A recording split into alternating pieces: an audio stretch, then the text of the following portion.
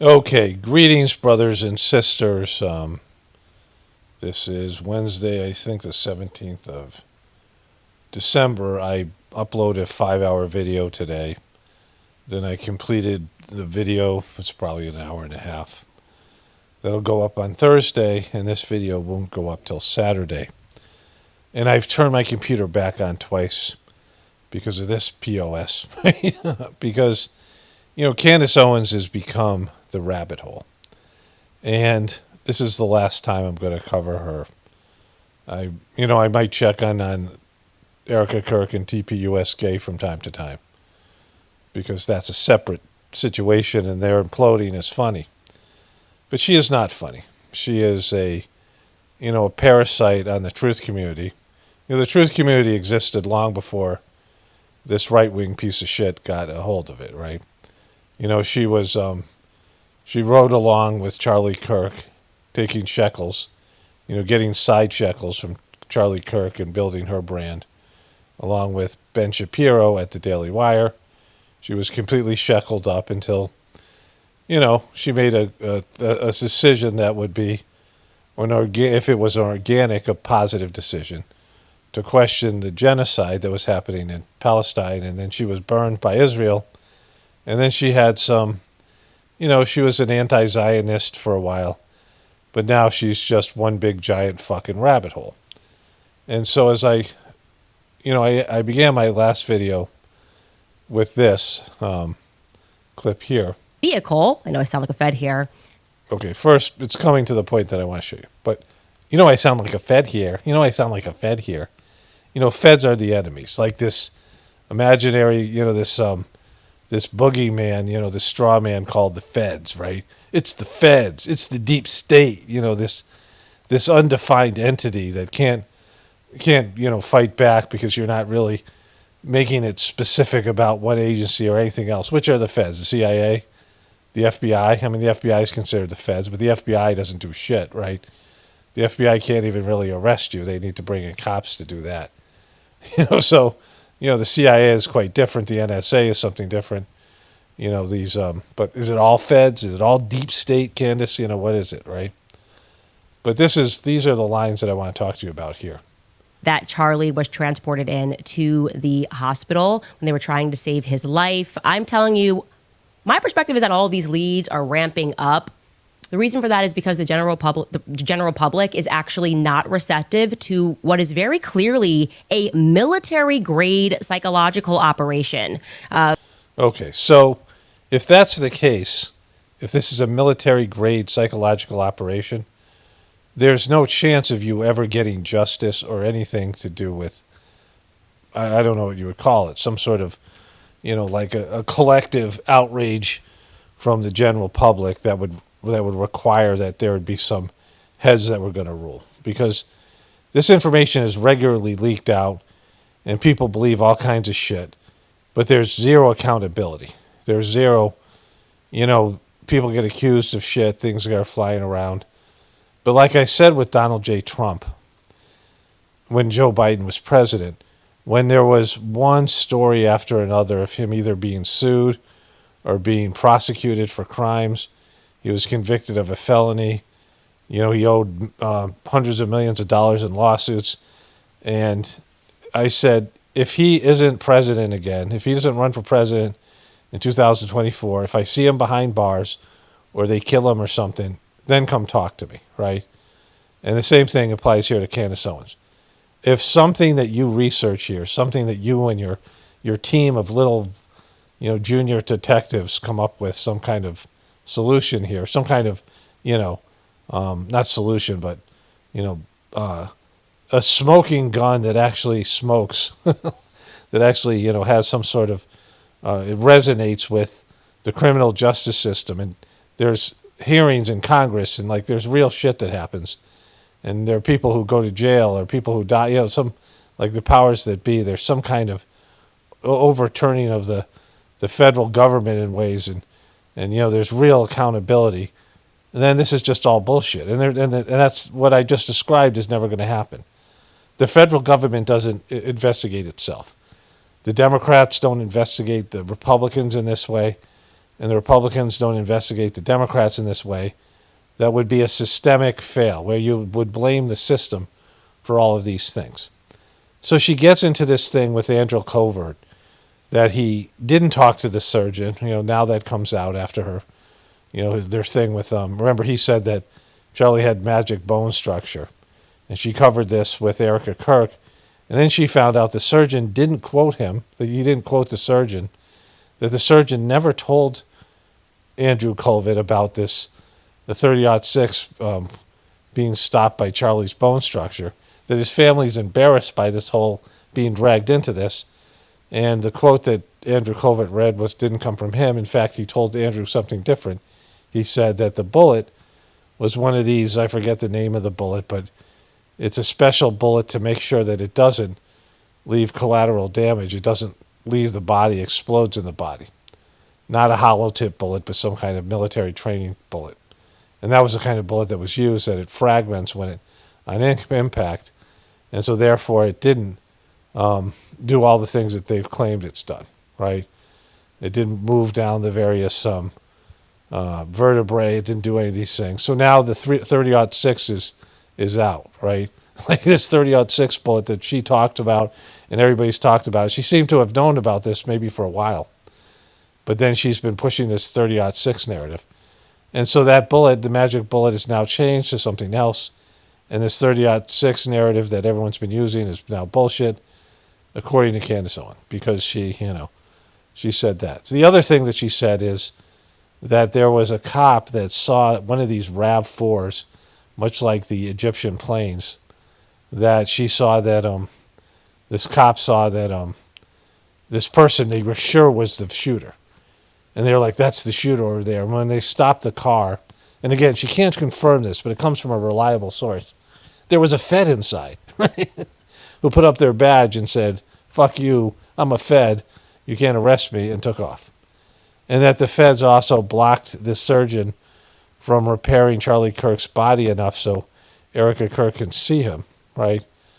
And the Feds were in the hospital obstructing justice and all these things. The Feds, it's always back to the Feds, right? And then she says these two things. Let me show these other clips here.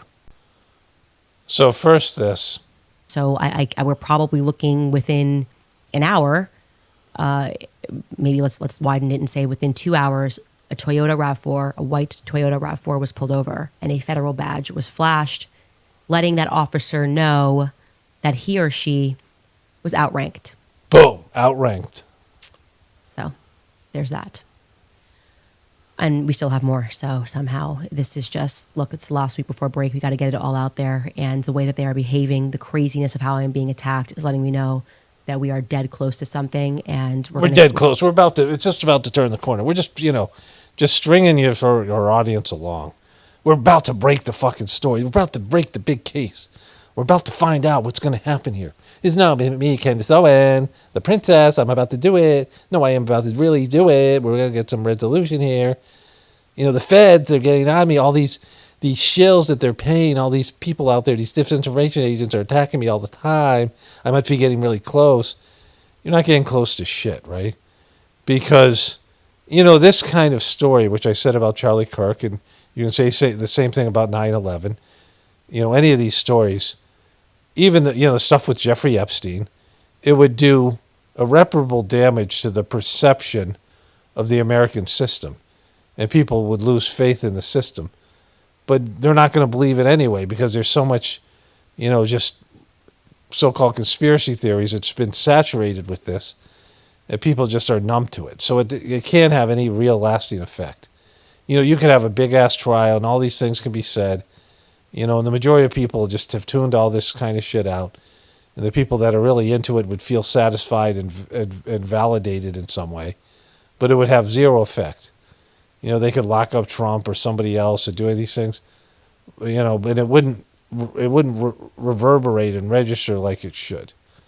Like that's the level of corruption, like where there's no accountability. There's no way for the American people to hold their leaders accountable because American people don't give a shit, right? How corrupt their leaders are. They're completely pacified until there's a systemic collapse in such a way, right? So this is just silly shit that she's saying.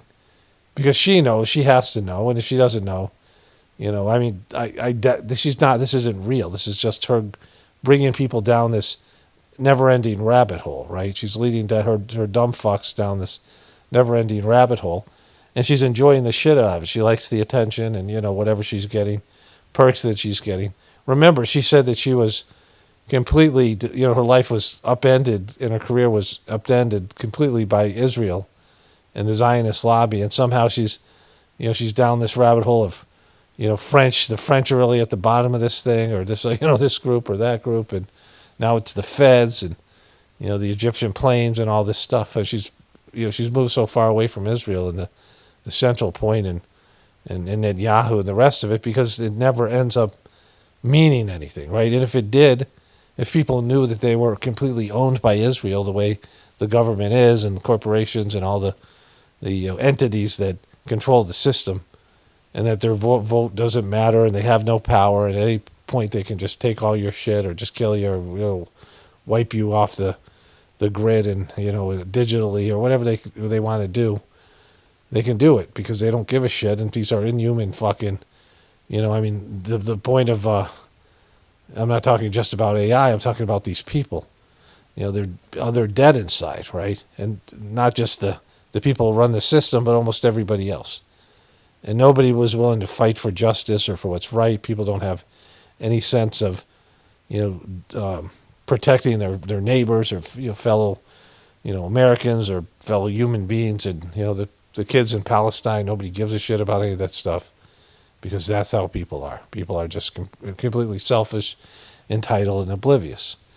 And so there's no justice here. There's no, you see these movies all the time where the good guy wins and the bad guy suffers.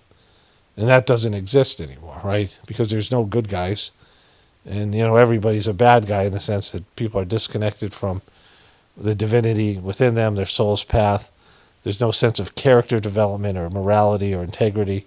All those things are gone. And, what little bit is left of it is basically a shadow of what it used to be, ages and ages ago. A little bit more here. We're going to keep pushing. We're going to take a brief break here to throw to some of our All right, so then she comes back on the other side of this break here. Guys over there. I am telling you guys, we are in a fight for our minds. These are psychological wars that they impart upon the people, and I have never seen one more extreme than this Charlie Kirk cover-up that the feds are engaged in. Speaking of which, I've heard... Okay, so, that statement itself, everybody watching it doesn't believe the official story, right? And we know the official story is bullshit. That's as much as you're ever going to get, right? Then it just gets into details and different theories and different ideas of what actually happened to him. And who gives a shit? He was a piece of shit. He was a shackled up piece of shit. It doesn't look like his marriage was real. It doesn't look like he had kids. He may or may not have even been gay. My wife and I are watching this TV show, and it has parallels to some of these things. I'll show some of the clips maybe in this video later on. But there's nothing there to salvage, right? The people over there, TPUSK, are a nightmare. The people that supported it, voted for Trump. You should be embarrassed and ashamed of yourself. Not that I shame anybody or believe in that shit. I mean, just because of the way Trump has turned out to be the exact opposite. Like, you thought he was going to make America great again, and he's destroying America as best as he can. He's being used as his tool, right? And so, all you need to know is that it's fake. Like, all you need to know is that the government and what the media is telling you is a lie. You don't have to figure out what that lie is. You don't have to get into the motivation or why they're doing it. Just that they're lying to you constantly. And that you have to figure out the truth. Like, all right, are you going to take the vax or not? All right, what kind of foods are you going to eat? Are you going to eat polyunsaturated fats? Are you going to eat at McDonald's? Like, are you going to eat, what's your diet going to be like?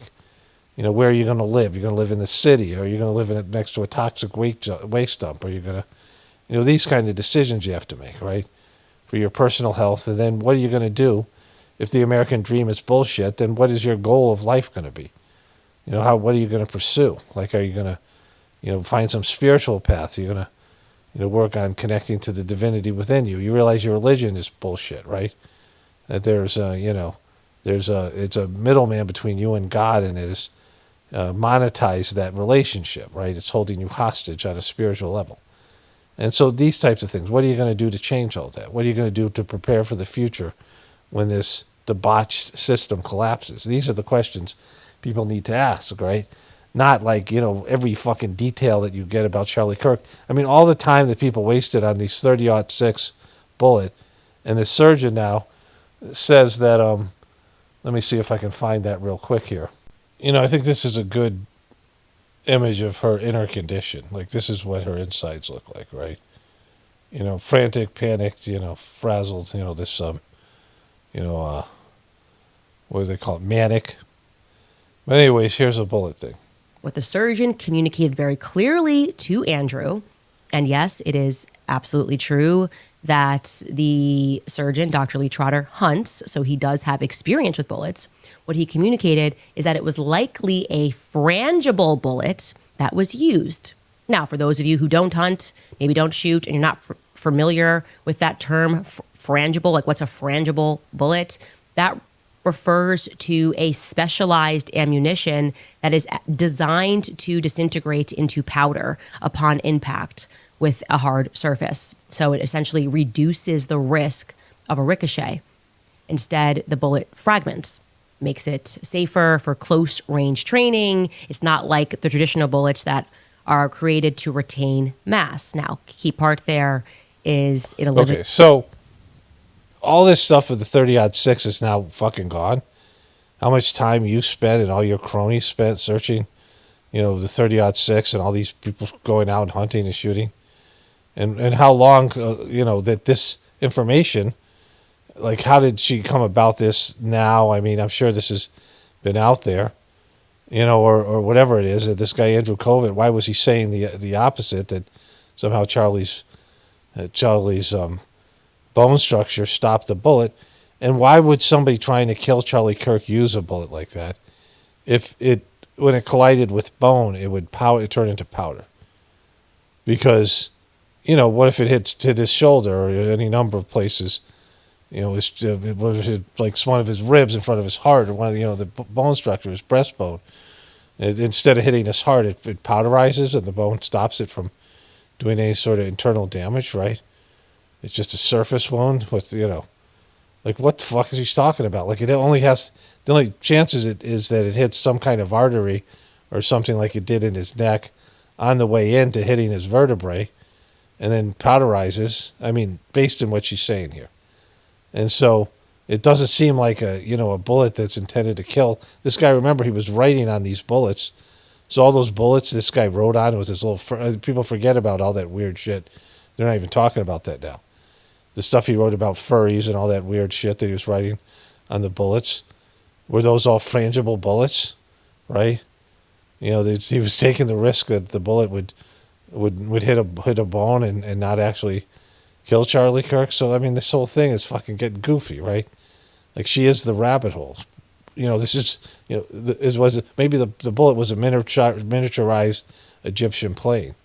And so the whole thing is pointless, right? Like, you just replace one mystery with another. It's like the series Lost. There's never any resolution, keeping you strung along, keeping you worried. And, are we ever going to get to the bottom of this? No, you're down a fucking rabbit hole. There is no fucking bottom, right? There's no resolution to this fucking thing. So, this is what I'm talking about. Like, she is the rabbit hole. Look at this look here.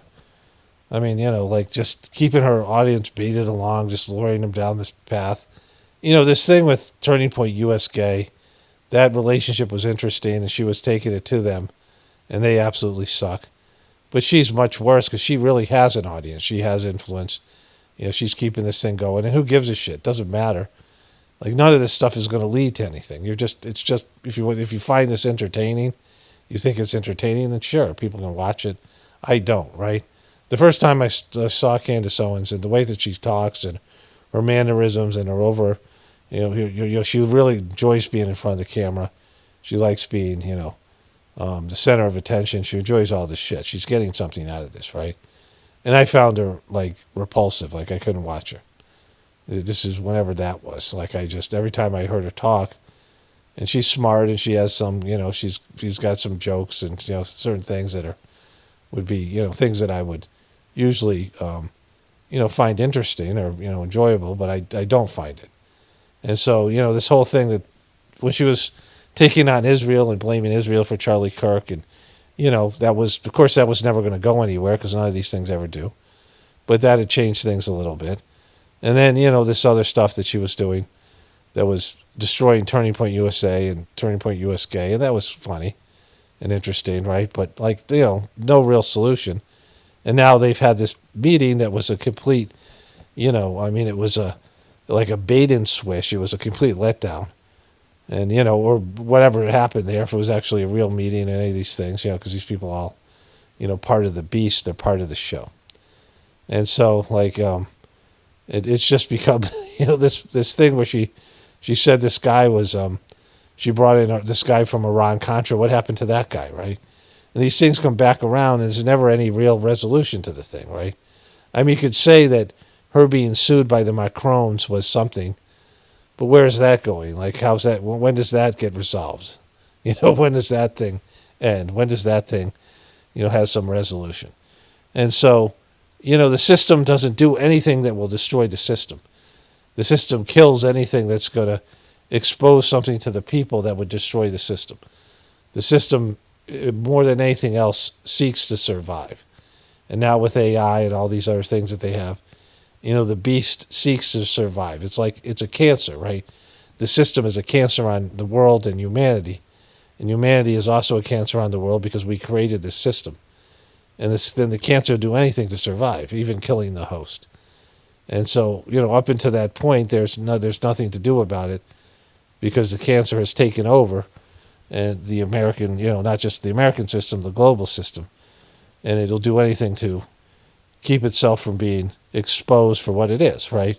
The truth will come out, but they found ways that there's so much surrounding the truth, so many different theories, so many different possibilities, so many different, fissures in the rabbit hole, little trails to go down, little, things to seek, little answers, little mini mysteries, right? And nothing never gets resolved because it can't be resolved, right? The only thing that will resolve this is when the system dies, and then people will have to deal with the aftermath of that situation. All right, so this is it. I just can't I can't do this anymore. This is just whatever it is. Like I said, I'll cover some of the TPUSK stuff. If there's some kind of big development, sure.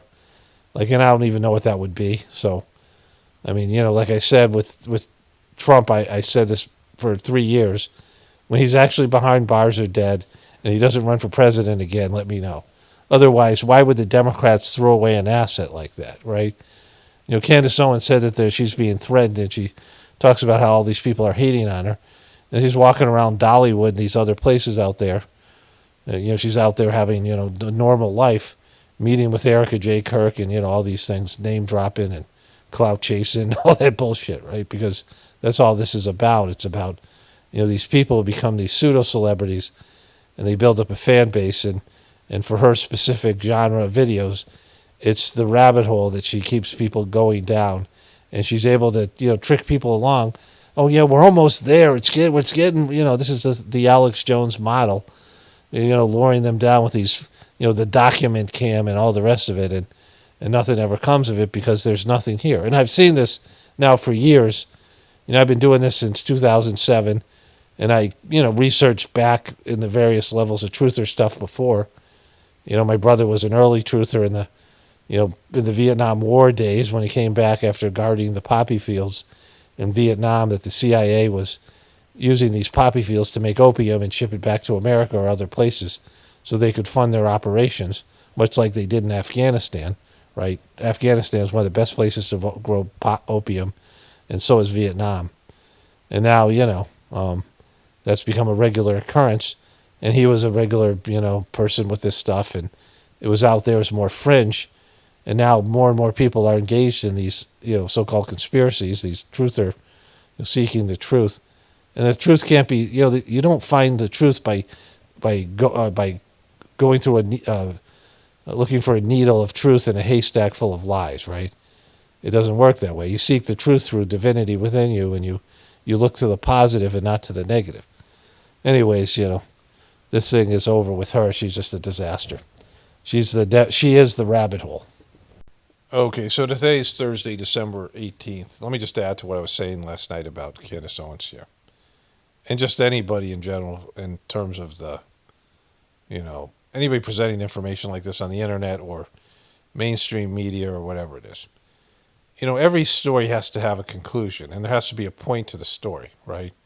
You have these celebrities that go on one of these late night talk shows, and they come with stories, and usually the stories are to make them look self-deprecating, make them look like they have a sense of humor about themselves.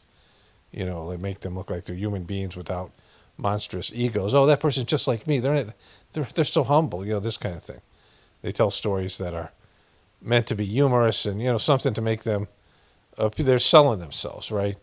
Oftentimes when people tell stories, they're selling themselves in some way or another. And when you tell stories about other people and the government or these types of things, when you're narrating something, some of it is factual information, but you're defining who you are as a person. You're letting other people know how you view things and the rest of it. And then when you see like TV shows and movies, the ending has to be something that is satisfying to people. Like when you see these long-running television series, and they have a shitty ending like Seinfeld and Lost. Lost is the best example because they left you strung along like there was some point to all this. The mysteries on the island, and then they were like, "Oh, this isn't about that at all." They were reunited in some fucking purgatory weird bullshit thing, and like you're like, what? You didn't have anything, right? You didn't have any point for all these mysteries and all this thing on the island. I didn't watch the whole show. I watched like maybe season 1, maybe a little bit of season 2, and I'm like, they're not gonna be able to wrap this thing up. Like it's just they're stringing you along, right? And Candace Owens is and Alex Jones and these people are like that, where they're stringing people along and they pretend they have like concrete stuff and the big scoops just around the corner, right? And so the way that you wrap things up, the way that and people need psychological closure. They need to have things wrapped up. And so they just keep on stringing you along. There's a, borderline personality disorder has this, where people just, they can't bring closure to a story. Like there's a psychological test called the thematic aptitude. Actually, it's thematic apperception test. And it's just these dramatic pictures, and people will tell a story, and people's borderline personality, people can't have the story have any closure. It's left, this is one of the ways that they can diagnose. It's a hard thing to diagnose personality disorders for a variety of reasons. And so, like I say over and over here, and in this video and other videos, all you need to know is the thing's fake. Like once you're convinced that you're being lied to, which I'm already convinced before the thing even happens, right, that they're going to lie about it because that's all they ever do. The people that run the system, their point of view is to manipulate people one way or another. And whatever motivation they have for doing it, whether people think it's a distraction, which I don't believe in because people don't need to be distracted, whatever reason they do it, just habitually, or there's some kind of motivation on the people who control the system, the people who run the whole thing, and then all the other people, the moving parts that are involved. But with the truth community, you never see any real resolution. There's never any accountability. And people just move on to the next thing. They get bored with one thing. They're like, "Oh, this is going nowhere. What else is there to see?" Right? And there'll be another thing and another thing. And that's where the truth community completely fails. And whether you're a right-wing truther or left-wing truther or, a real truther that's, doesn't believe in the left-right paradigm, it doesn't matter like what you're doing. It's just pointless. Like there's no resolution. There's no, fixing America. There's no bringing justice to an unjust system. There's none of this stuff. God doesn't want American system and the globalist system to last forever, right? And not even saying it like God has desires is not even accurate. That everything comes to an end, and something that goes against God's will comes to a quicker end because it's an abomination. And so the system is doomed because of that. It's a system that's demonic in nature. It doesn't align with the divine principles, and it serves maybe some sort of purpose here. But the ultimate thing is redemption for participating in this shitty system, and everybody who partook and made mistakes and walked away from their soul's path, there's consequences for all of us, right? But in terms of these stories, I present them as a entertainment, and the information that's there, that yeah, it's fake. There's whatever it is, we're never going to get to the bottom of it, so it's pointless to go down this rabbit hole, like these self-created rabbit holes, right? Because some of the rabbit hole, they just have to leave some doubt. They need to just put some inconsistencies in the story, and they just gotta do whatever they do to create like various scenarios, that you will create various scenarios, whether it be electrocution on the microphone, like all kinds of, there's a trap door, all this stuff, right? It's a hologram. They just they have to get a guy up, takes a camera, and they'll be like, that isn't a camera, that's a hologram machine, right? This people just start creating these rabbit holes. Like oh, look, there's a hologram machine, looks just like this camera that he took down. So I mean, this is how they can do it. They just put out inconsistencies and let people's imaginations run amok, and they can seed the clouds and throw out their own like disinformation bullshit. Have people like Candace Owens and Alex Jones and these people muddy the waters. And so it gets to the point where everyone starts arguing about the different conspiracy theories about the whole thing, and then there's nothing there. Like there's no chance of ever having some like a consensus on what the truth is. People are just lost in their self-created rabbit holes, right? And that's what the truth community has become. And for what? Like, what difference does it make? Like, if you found out the government killed Charlie, what difference would it make, right? Like, the only thing it can do is take the system down, and no one wants that shit. Like, one of these things could pop, and everyone gets behind it, and everyone loses faith in the system. And then what do you do? Like, you don't have a system, you don't have a solution, and so what are you going to do then, right? How are you going to come up with $2 quadrillion worth of debt and all these issues that are unsolvable? And so the system's limping along until it collapses of its own depravity. I keep on saying that.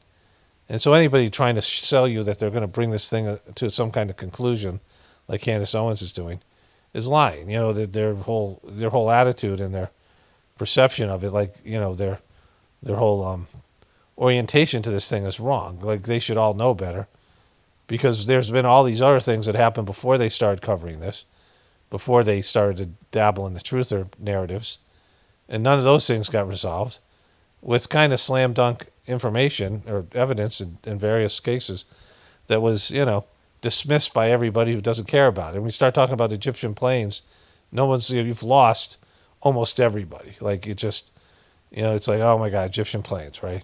And so you're not going to get everyone to believe in some Egyptian planes, especially when you need 4 different governments and different intelligence agencies, Mossad and the French Foreign Legion and all these, the feds and the, whatever it is, to kill one fucking guy, right?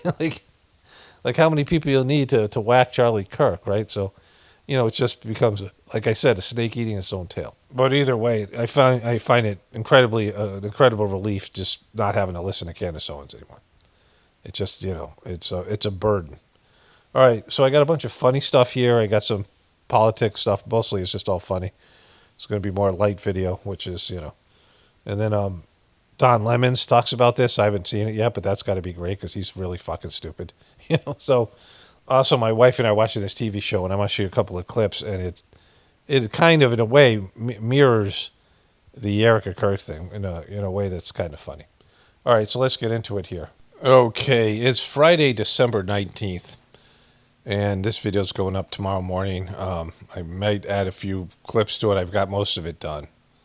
I covered Dan Bongino, a little bit of Trump. I think I'm going to get into Trump's speech. I guess I'll do that today and add that, because Trump's just a complete, whatever. That's just, we'll see what happens. But I want to talk a little bit more about Candace. I'm adding this voiceover.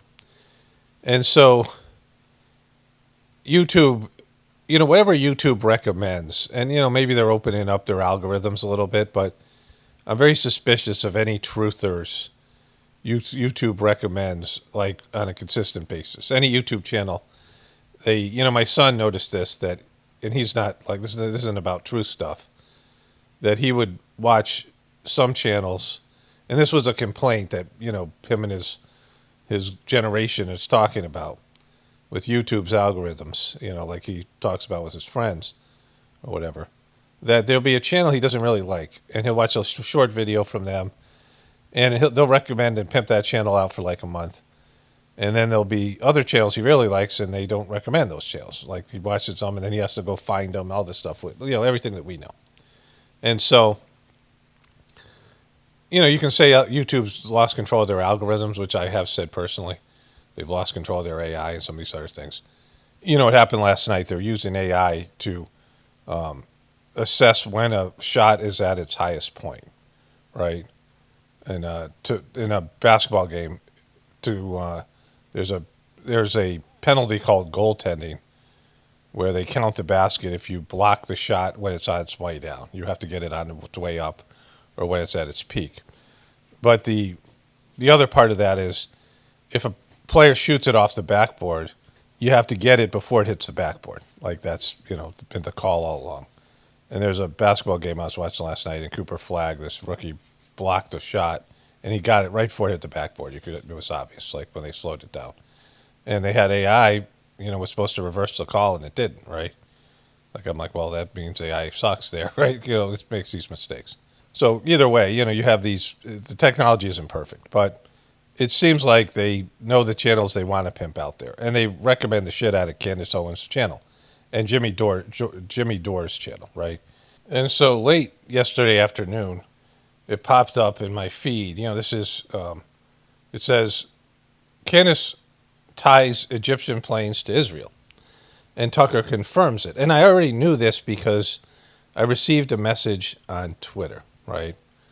And I'll debunk this in a moment, or I'll say, what is, in terms of any of these types of things, I'll explain, what people in the truth community thinks it's been confirmed and what it really means to be confirmed, right? So then the second thing happened, and this video came out and says, holier than thou, so for the Jimmy Dore thing, the title of the video was Tucker, that Candace Owens links the Egyptian planes to Israel. And then there's a picture that says, Tucker confirms it, with big lettering, right? When they put a picture in the thumbnail. And so they, it's a second way to get this cool thing going, to pull you in. And then her, and I'm too lazy to do that. I think it's a good strategy. I'm not opposed to it, but, like how people just have to draw their audience in because people are so clickbaity. People want to be clickbaited, which is, the audience's fault. And then it says, exclusive interview, what he saw at Fort Hachawua, Chacha Hachawua, holier than thou, and then there's a question mark, right? And so I knew what this is about because, and part of me wanted to watch it and mock it, because she had this guy, this woman, she's praying to God. Remember this story? She prayed to God to give her a smoking gun, right? How can I get this smoking gun? And the Egyptian planes was from yesterday's video, or something. I mean, whatever it might be. And this Fort Hachawua was, there's some woman wrote, you got to talk to this guy. And then Candace Owens found this guy, connected with him, and he was an old soldier who had busted a tunnel for the Iran-Contra when they're selling weapons, the weapons that eventually got sold to Iran to release the hostages. Remember, weapons for hostages, and then other things that happened. It was a scandal for the Reagan administration. And he was the soldier that found this tunnel, and then he had the story that they basically sold him out to the cartels, and the cartels came and confronted him, and there's a whole thing, right? Again, none of this stuff is, maybe some of it can be confirmed. Maybe he was there at the tunnels, and there can be some things they confirm with that. But other than that, it's just his story. There's, limited documentation about this. But Candace Owens was making it sound like it was fact, right? And he also saw this guy, whoever the head of security was, a day before Charlie Kirk, right? So he was going to this fort because they put a gag order, which seems very suspicious. Like he couldn't talk about his story. for 35 years. And then the day or so when he gets the gag, there was a 35-year gag order, and it was up like the day before Charlie Kirk's assassination. He goes to this fort, and they seem to be having some kind of military operation. And there's Brian Harpool, the guy who's head of Charlie Kirk's security. So that's his story, right? And there's no way they can confirm he saw Brian Harpool, right? So, like, there's just no way. So I was, a little part of me was tempted to watch this thing, but so I could mock it because I'd mocked this thing before with her. But I just, you get an aversion to people, and I just can't handle her mannerisms and her voice and her bullshit. I just can't watch it. I just like, how you get an aversion, like, to food, or you drink tequila, or whatever it is, some alcoholic beverage. And you get so sick and you throw up so much you like never want to drink it again, right? You get an aversion to things and people. And there's a point where you get an aversion to somebody, you just can't stand their mannerisms, their way their voice is. You just like they repel you, right? And I've gotten that with Candace Owens. Like, I didn't like it in the beginning, and she was driving this narrative in the beginning, with this whole stuff with DPUS gay and stuff with Israel and Charlie Kirk. She was the only one out there pushing this idea, these ideas. And so she has some things. She's funny and she's good at her job. She's good at sucking people into her bullshit, like a drama queen. Like, she's good at,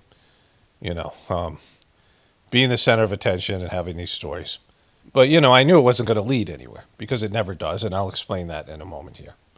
Well, let's explain it now because that's what time we would do that. So, like I had said before in earlier videos, that when she says she has proof, that doesn't mean she has it. Like, she did have it, she said that there was these emails and text messages from Charlie Kirk, and a bunch of people said that they were not true, right? A bunch of these, disinformation agents, and, you should look at these people more as controlled opposition, because this is obviously being run by the people who run these things. Like, Candace Owens is clearly one of their people. She has been for a long time, right? And so she said she had these text messages. There was a thread from Charlie Kirk and various other people where Charlie was going to separate himself from Israel, and he wanted to bring Candace back. So that was one of the threads. And the other was a memo from him saying he wanted an audit. And she had these leaked documents. And these people attacked her, and she, baited him into it or whatever she does. And then she said, aha, I do have these documents, so fuck you. And then they said the documents weren't true, and then TPUSK confirmed the documents, right? But if they don't confirm the documents, Candace could have made up the emails, right? Like, it's only TPUSK saying, yes, those are real. Those are real. And they didn't have to say that. They didn't have to say anything about it, right?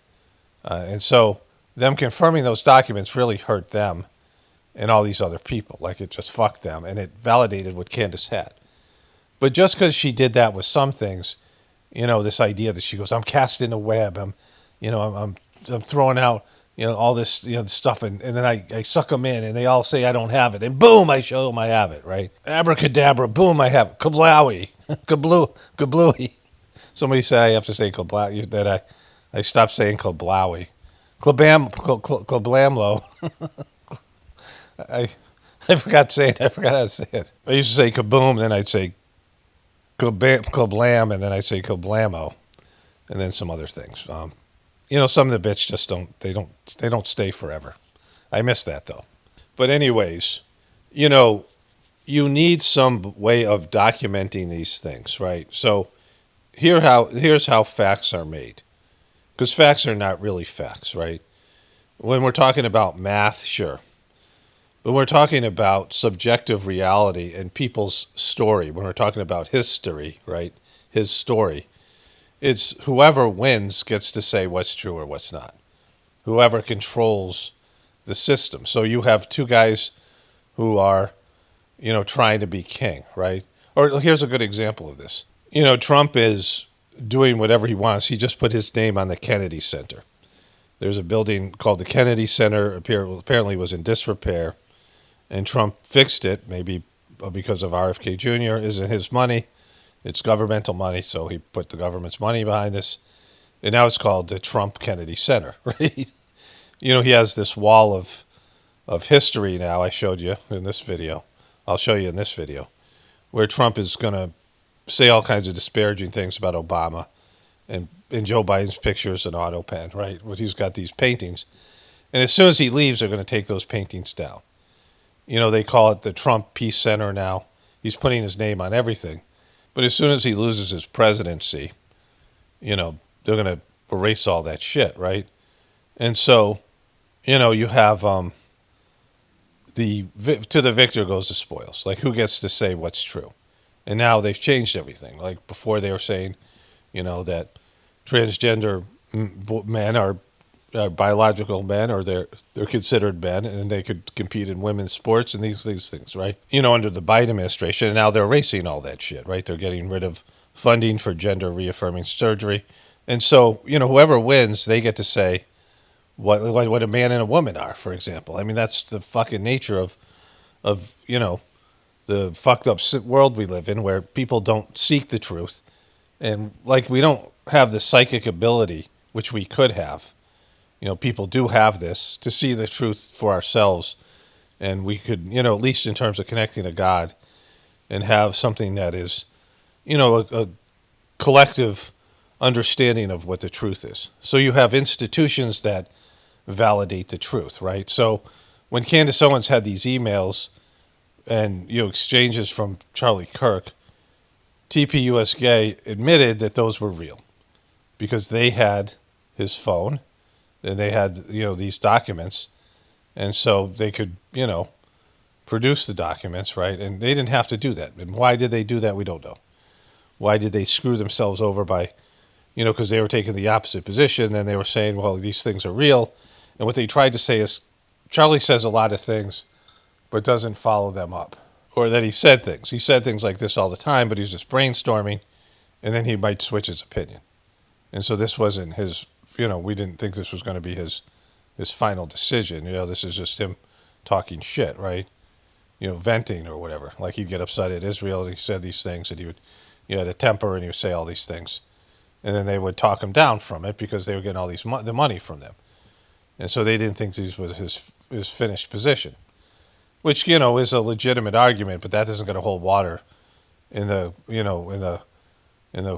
court of public opinion. Like, that's just not going to work. You can't say shit like that, expect people to go with it. You sound like you're covering something up, right? Candace Owens got an army of, people with internet version of pitchforks and torches behind her. And you're trying to say, no, he didn't really mean what he said, right? That's not going to fucking work. Maybe he did. Maybe this was just not his final position. And I would think that it probably wasn't, because they were, one, they might kill him, and two, they were giving TPUS Gay a lot of money, and Charlie Kirk was, needing that money. Like, that organization it wasn't going to be where it was, and probably couldn't move forward without donations from pro-Israel people. They have all the money, right? There's, as Max Blumenthal has said, Max Blumenthal is Jewish, and then there's these other people that are doing this, and you could say they're controlled opposition, but I don't think they are.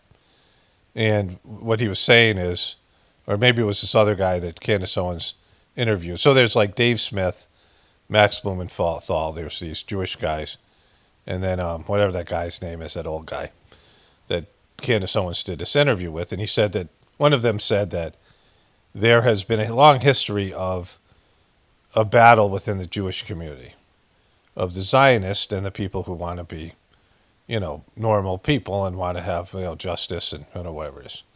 It's like the good Jews battling the bad Jews. Like, this happens in various cultures. And the bad Jews always have the money, right? The Zionists always have the money and the power. And so they always win, right? Like, they're winning in Israel, and they're winning in America, and they're, This guy, Norman Finkelstein, who was a hippie that wrote disparaging things about the way Israel was treating the people of Gaza, and he was a professor that never got a career and was never really published. Like, his books would sell like 400 copies because, he was basically blackballed by his own people. Like, the Zionists blackballed this guy, even though he was Jewish. And he, no one wants to debate the guy, but they all disparage him, right? And he was, he eventually couldn't, couldn't have a job. Like he couldn't get tenure, and like he was a celebrated person that people respected, but his career was completely fucked, right? So much so that the Zionist shill and Jeffrey Epstein's lawyer, Alan Dershowitz, this guy was about to get a job at DePaul University, and this guy blackballed him so bad that he never got another job after that, right? Like he just, did a number on him because they have the money and the power, right? So to really understand the truth, you have to be on such a high level spiritually to understand the play of things on a divine level, because there's like evil things that seem to get backed by divinity all the time, and there's you got to understand the overall plan, and you got to understand all history. There's a great aspect of this in the Mahabharata. And there is a character named Bhishma who's like the best guy. And I've talked about this guy. His dad, he was going to be king. And if Bhishma had been king, he would have been like the best king. Like he was just platinum, just like the perfect person, right? Just, capable of all things and honest and all these things. So he was supposed to be king. His dad was king and he was supposed to be king. And his dad was a piece of shit. And these were times where people lived maybe thousands of years, at least hundreds of years. There's some people that live thousands of years. So these are, people live a long time. And his dad sees this woman, he has to have her. And she's like, well, I'll marry you, but your son has to renounce his kingdom. Like he can't be king. And the guy goes, all right. And he asks Bhishma, and Bhishma's like, sure, because he's all about duty. This was the time of Dharma, which means duty, the age of Dharma, which is going to end with the Mahabharata, where people had, this, they had character qualities, and they did their duty no matter what, right? And they even, if it meant, in Bhishma's case, fighting on the side of the evil people, because like that was just what he was supposed to do, right? That was where his duty lied, and so Bhishma says, sure, you're my dad, and I'll do whatever you want.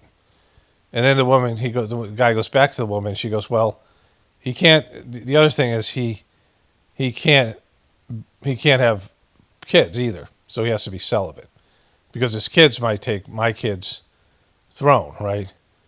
And so dad goes back to Bhishma and says, you can't have kids either, so you have to take a vow of celibacy for like hundreds of years, and so he says, sure, Dad, whatever. And so the woman turns out to be a piece of shit, and their kids turned out to be horrible, and that's what causes the fucking Mahabharata, right? And so Bhishma is known as the guy who took the horrible vow. And then he's just fixing things from there on out. Like he's just trying to, manage this horrible situation, because he would have been a great king. And because they have shitty kings, he's just fixing things left and right.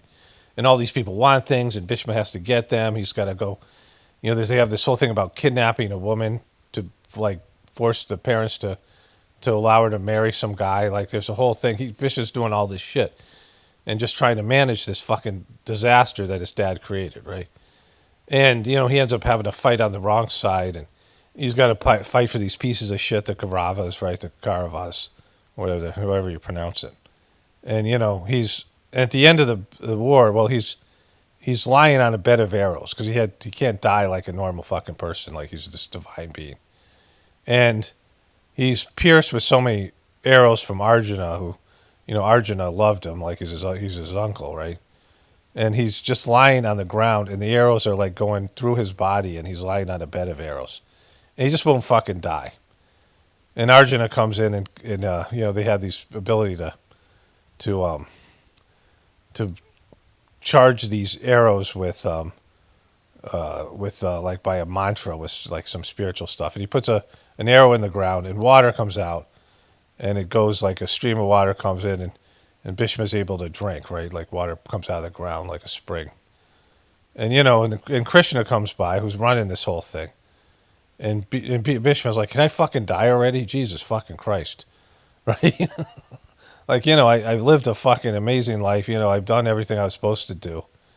and can I just fucking die already? And, he's had kind of a miserable life, and he's just ready to go. Well, obviously he's in pain, and Krishna said, and Bhishma goes, I've traced my past lives. I've been sitting here meditating, and I've looked at all my past lives from 100 past lives, and I find nothing in them where I did anything that would mean that I'm suffering like this, right?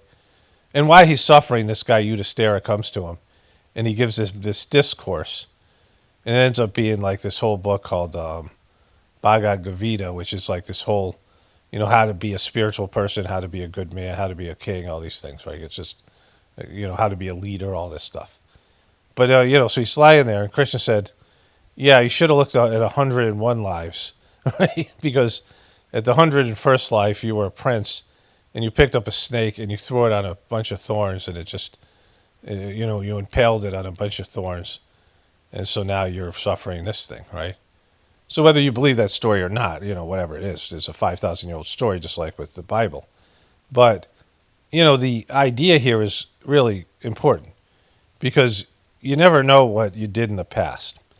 There's past lives and there's future lives. If there's a soul, your soul is eternal, and it's not going to incarnate once, right? It's your soul is living for, almost an infinite amount of time. As far as we can conceive of it, we're talking about, whatever the number of years is, like one of these, it's beyond a quadrillion amount of years, right? 1,000 billion. I don't even know what's above a quadrillion. But whatever it is, right, like, whatever the length of the universe, your soul has been in existence since the beginning of time, right? And your soul spans the whole time period from the beginning of the universe till the end of the universe, right? And so you've done shit, and there's consequences for the things that you've done, and there's consequences for things on the planet, and there's a larger scale understanding. We're talking about billions of years on planet Earth. Just 100 years here seems like forever. Lifetime seems like a very long time. But, that's nothing compared to the length of the Earth, right? So, it's hard to understand why things are done. Why, people say, why does God allow bad things to happen? Well, he doesn't. Like, it's just, there's consequences for everything. But we do have freedom of choice, and things happen, that seem evil. There's this, people can choose to do the opposite of what God wants them to do, right? Like every kid who disobeys their parents understands this. People have a soul. Their soul says, you should do this. And, in a very gentle way.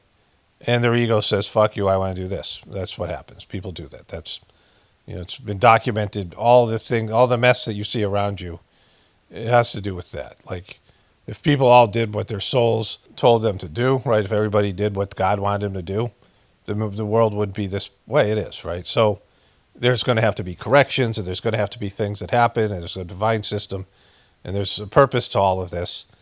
And it's almost impossible for any person, even a higher developed soul, a saint, to see all of it, to see the divine truth. I talked about the other part of the Mahabharata where Krishna showed Arjuna his true form. They were connected. Krishna was the soul of Vishnu, and Arjuna was Vishnu's ego. Like, they're connected. They're the soul and the ego, and one's one person, and the soul, one's this person's the soul, and the other person's the ego. And so the soul shows the ego his true nature, and the guy's like, "Fucking I'll do whatever you want, bro, but never show me that again," right? Like, 'cause it's too terrifying. Like, people can't see like I say over and over again, people are scared of the potential demon within them, but they're even more scared of the potential saint. And that's, the ego is terrified of the soul, like the whole thing. Like, a bad person is terrified to go in front of God, right? Because all the bullshit, all the rationalizations and all the excuses and all the victim consciousness a person uses to do bad things. These people who are really crazy and with personality disorders and sociopathic people are scared to get in front of God because the truth just hits them of what a piece of shit they've been, and it's impossible for them to, it'll drive them mad, right? They'll fracture their consciousness because they can't deal with the truth, right? People can't feel the pain that they've caused other people. People in power, people who are, doing things to hurt other people, hurt the planet. They've divorced themselves from their compassion, from their empathy. And if they had to feel, because if they were connected to God, they'd have to feel the consequences of the pain that they've caused other people. And it would be excruciating. It would be like maddening. They have to build this barrier, this wall, not to separate themselves from their actions, right? And so, so this is the nature of truth, that nobody really knows what it is, and like we just see what's superficially there right in front of us, right? Another example is when I worked in treatment centers these were kids who were termed sexually reactive. And we had to meet with one of the counselors, which I later became a clinician.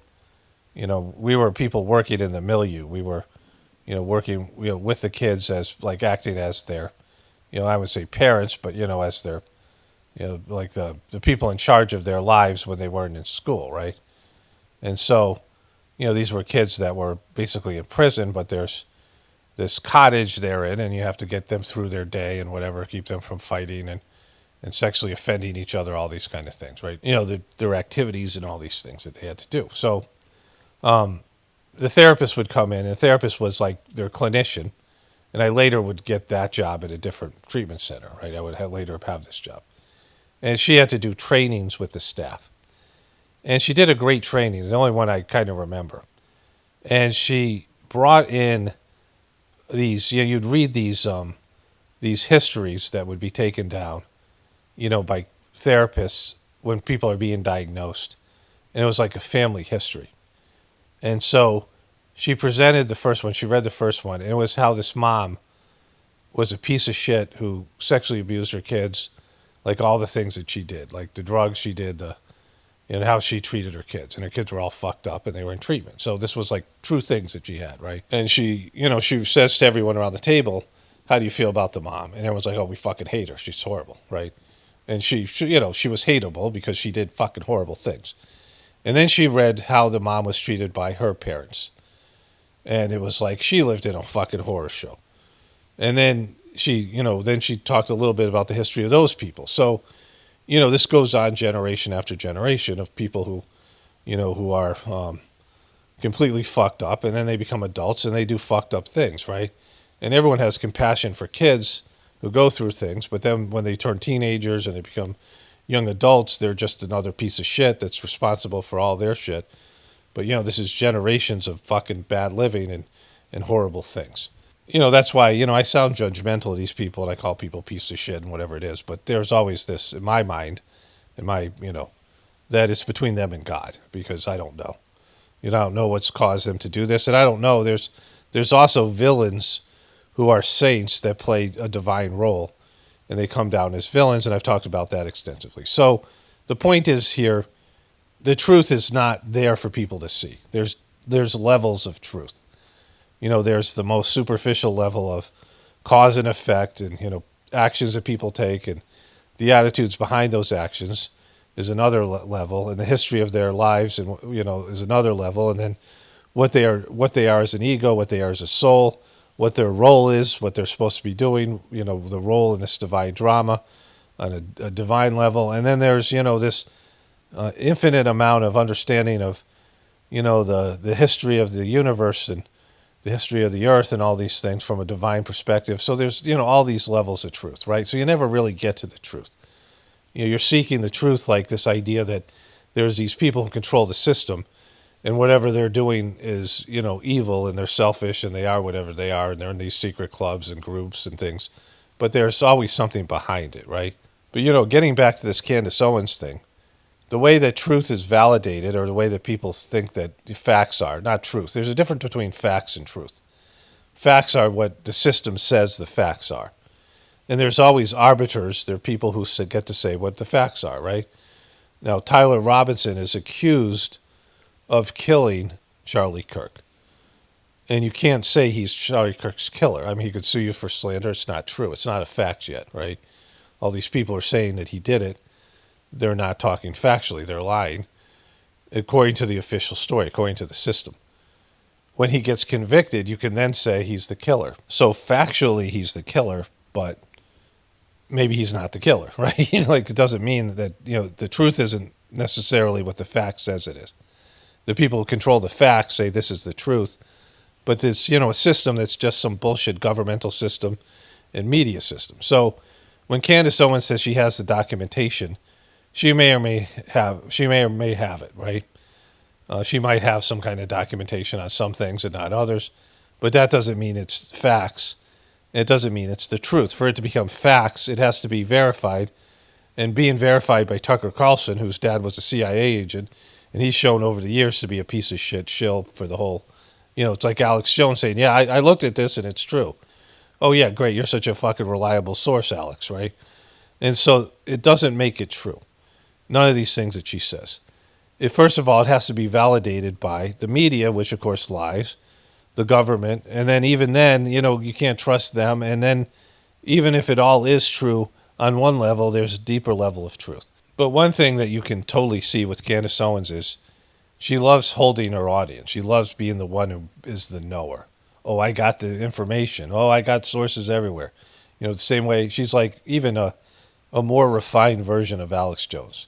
And it's very easy to get people to believe bullshit, right? This is the same person who, backed Trump's fake assassination attempt and backed Trump as a candidate when it was clear that he was a piece of shit. Like, Trump had exposed himself. I mean, she's an anti-vax person, and Trump said he was the father of the vaccine. And you're going to back that guy? And he said so many horrible things. I mean, he's surprising me about how bad he's being now. Like, I didn't know he was going to be this bad, but I mean, it was all there to see. And he certainly wasn't going to make America great again. Now she's saying, well, I don't believe that there's a political solution. Well, then you believe there's a legal one? So if there's no political solution, you need Congress to do investigations. And the only reason they're going to do that is if it's going to fuck the other side, right? Like, you'll have these congressional hearings. But even then, that doesn't lead to everything. Like, we've had congressional hearings where Bill Clinton, basically sexually assaulted an 18-year-old girl. I mean, she was legal. A very bizarre way in the Oval Office, which is a fireable offense. If you're a CEO of a company and you have sex with an intern, chances are, at least back then, you would be fired. There was no job where having a married man having sex with an intern, a public official, would be considered, something where you could salvage your job, right? And yet Bill Clinton did. And so that changed everything. That meant, like, wow, you could do all kinds of shit now, right? Like, the morality had suffered even more, like the age of Dharma. Character qualities and morality didn't matter anymore. Bill Clinton just said, I'm just not going to quit. Fuck you guys, I'm not quitting. I'm supposed to quit, but I'm not going to. And then Trump was even, worse than that. Like, Trump's doing all this shit, and he's like, fuck you, stop me. And there's no real way to stop him. Impeaching him doesn't work, these things. And so, they may impeach Trump in 3 years, but the damage has already been done. And not just to Trump, but to the whole credibility. All these, Joe Biden auto pen, Joe Biden being senile. There's no accountability anymore. Like, you need people in the media. When Joe Biden ran, it was clear that he was mentally fucked. I was pointing it out in 2019. I'm like, oh, he's senile. And what he had was Parkinson's. And that can factually be proved by a doctor diagnosing him with Parkinson's and him being treated for Parkinson's. And why hasn't Trump exposed that? Like, there was an interview this guy did, a Parkinson's doctor, and he said a first-year intern should be able to diagnose Joe Biden with Parkinson's by the way he walked, his gait, the way that he moved, the way he turned his whole body. It's a great interview. I've showed it a number of times. And yet, Trump isn't going after that. Why not? Why isn't Trump going after the fact that Joe Biden had Parkinson's and they covered it up? I mean, he certainly was senile, but, they don't do that, right? They don't expose the things that will take down the system, the things that would, destroy credibility. Because the other side has all the secrets that they're, the Democrats and the Republicans are working together as a controlling system. You can't totally destroy the other party because you lose your power. You can't have a one-party system. The Republican Party can't divide into two. Where do all the liberals go? You have to have somebody for the liberals to vote for, right? You have some people for the moderates to vote for, and so you can fragment and go to a multi-party system, which is problematic if you see these other governments, right? So you have this binary system, and people are already saying "fuck you" to the system. I'm not voting anymore because it doesn't make sense. It doesn't mean anything, and more people are going to that, right? Because so this is why they don't totally kill the other side. And Trump would totally do it if he could. He hates these fucking guys. But they won't let him because he can't do it. Like, it's just not something he could do. So what you have is, people like Candace Owens that are bigger channels who are, have a bigger audience, but still, it's only 1 million people. Let's say she has 10 million people. That's a drop in the bucket when you have 340 million people. I mean, in America and billions globally, almost 8 billion globally, it's not anything, right? It's not it's a nice little audience for you, but you're not going to affect change that way. It doesn't swing a voting block, and the voting doesn't even, it's rigged anyway. So what power do you have? And so the government and the media are never going to make her, validate what she's saying, no matter what amount of truth there is there. And if they do it, it's because it's part of their fucking scam. Like, the only way they validate something is if it serves them, right? Like, the Democrats were suppressing the Epstein files until they realized, oh, this is something we could do to get Trump. But they're still not doing it enough so it would take down the system, right? They threaten things, but, they want to embarrass the other side, but they don't want to release enough truth that'll fucking destroy it. And, and Trump's already on record saying Jeffrey Epstein's a terrific guy. So, what is it going to take for people to say, oh, yeah, Trump and Jeffrey Epstein were best buddies and Trump knew about what Jeffrey Epstein was doing? Because, people just won't see it. At least the Trumpers won't see it, right? And, and even if that happens, where's the... in terms of taking Trump down, why did they do it before he was president again? Why did the Democrats do it? They had all these ways of doing it. There's all these lawsuits and, criminal... Trump's committed crime after crime long before he was a politician. And so none of these things ever become factual. And even if they become factual, they never are the truth. The truth is not, available for in this way of going about it. Because the truth is so fucking far from what we understand it to be that people can't even, flirt with it. Like, the truth would be painful for pretty much everyone. The truth about themselves, the truth about the system, because, you would see it in everything that you do. And when you get a glimpse of it, it's fucking hard. It's painful to see how far we are away from being what we should be, right? We're not what we ought to be, right? We're far away from the full expression of our souls. And, the painful knowledge of how far it would be for us to like redeem ourselves and get back to being normal, divinely inspired people is painful. Like, it's just overwhelming. It would make most people just crumble psychologically because they'd be like, oh my God, that's how far it is? That's how much I have to do to become just like a good person? To become like a person on the right track, a person following my spiritual path?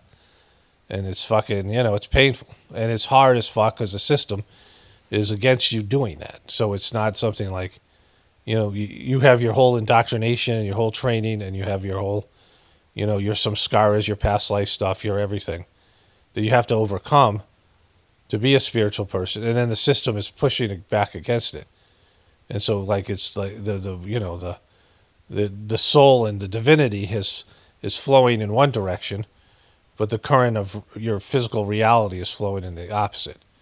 And it causes a whirlpool, and, the people who are, a little bit aware of this, they just spin around the whirlpool.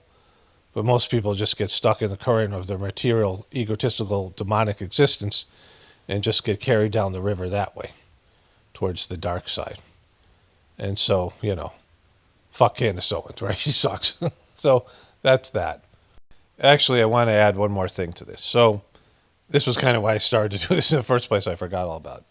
So my wife said that she said, oh, Candace dropped some big thing. It's all over Reddit. She was kind of, because we were talking about this a little bit yesterday. She knew, like, how I felt about it. She's not a Candace fan either. And she said, everyone's saying that Erika did it, like Erika's behind it, which is just stupid, right? But what you end up having, we've had this in the truth community quite a bit, where one group of people believes one thing, right?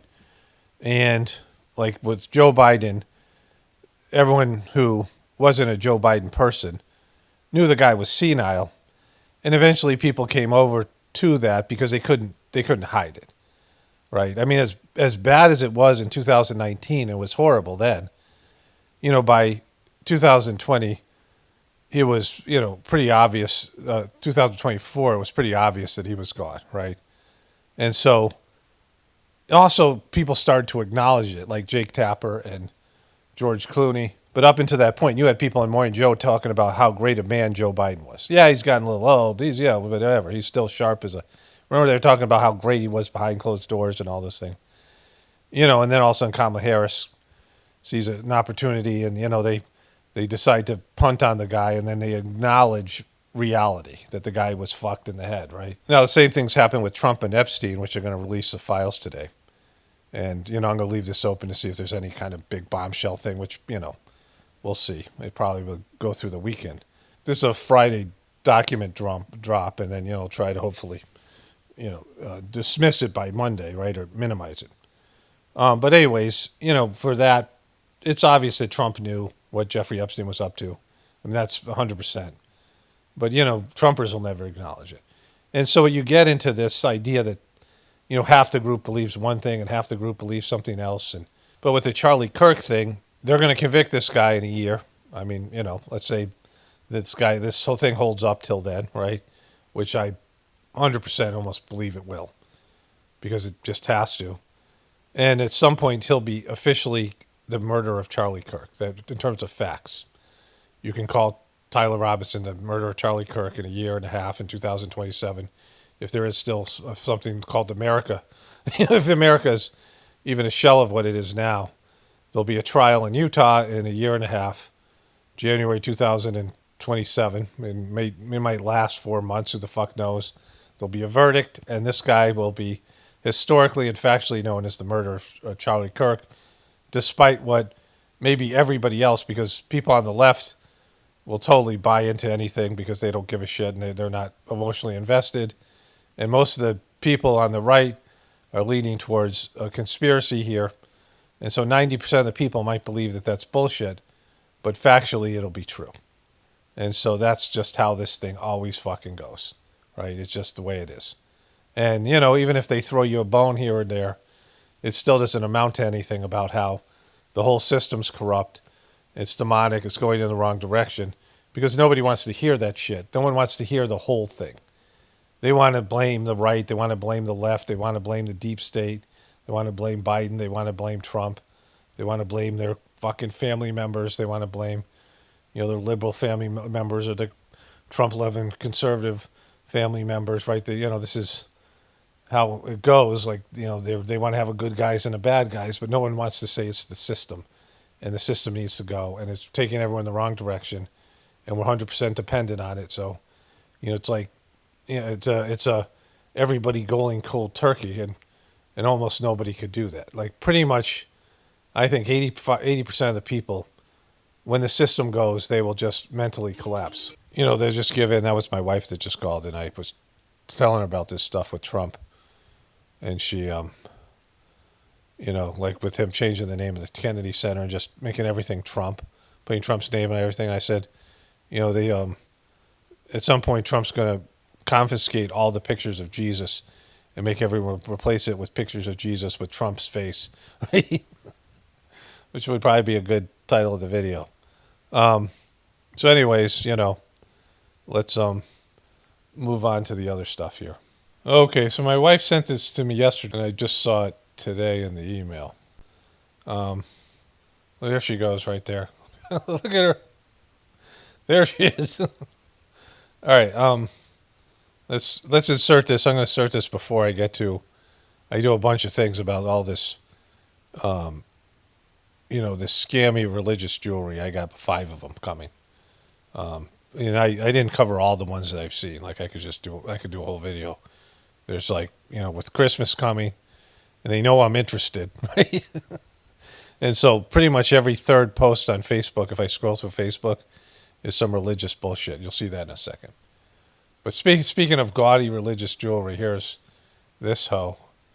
All 50 states represented. We have 25 countries represented plus Puerto Rico, but I have the list here. Don't worry, guys. Egypt is not on the list. Don't worry about that. Wow, just you're not good at delivering jokes.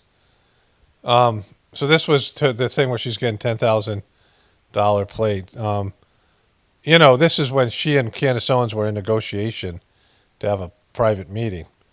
But now Candace Owens, according to Tucker Carlson and Charlie Dorr, Dickie Dorr, what his name is, Mikey Dorr, something Dorr. I just said it like 10 minutes ago. My ability to remember names, I have a really good memory, but my name thing is always difficult. Charlie Dorr. Anyways, Jimmy Dorr. So there it is. Anyways, nice hairdo, Erika. Yeah, nobody laughed, Erika. It wasn't funny. But, oh, how funny. I say Egypt and my iPad turns on. That's fun. Where were we? Okay. You were bombing at your own audience. In your speckled gold outfit. She's still got the black. But look at how happy and, wherever she is, joking around. As she talks about the business stuff here. Just absolutely imploding, right? And so, it continues to be everything's going to be like suck. Like we're on a one-way train riding to Suckville. And why do you have an iPad there? Like, what is that even? Why is your iPad there, right? Just a weird fucking joke. And a not funny one. And goofy. I just want to add to this. She's joking about Egypt, but, this is really about Israel, right? Charlie Kirk and TPUS Gay were made by Israel. Israel created them by giving them hundreds of millions of dollars, like crazy amounts of donation, $10 million, building buildings, and promoting them, using all their assets to push this shitty fucking Charlie Kirk and the whole thing. It's always sucked, and Charlie Kirk sucks. So, all that stuff's there, right? And then, this thing with Egypt, and she's willing to joke about Egypt because no one gives a shit about Egypt, right? And now Candace Owens has tied Egypt to Israel, but, not really, right? Just in terms of, just because she says so, right? Like, it's, again, with everything I said about facts. So this is where we are now, right? They've taken away from, the simplicity of the story is that Charlie Kirk was a asset of Israel. He was a lobbyist. He was a Judas to his own religion. He was a Judas to his own political party. He was a Judas to his country. He was taking money from a foreign government to act upon its interests, and a Judas to these college students who were realizing that a horrific wrong was taking place, at least, a genocide. Whether it's backed by God or not, that's the question. Like anything, that sometimes these things are wars and stuff are backed by the divine forces, even though wars suck. This is what just has to happen because of, bad decisions and outcomes and, divine will. And so these are the things I was talking about earlier. But, in terms of just the being a human being, what Israel was doing to Palestine was completely fucked, right?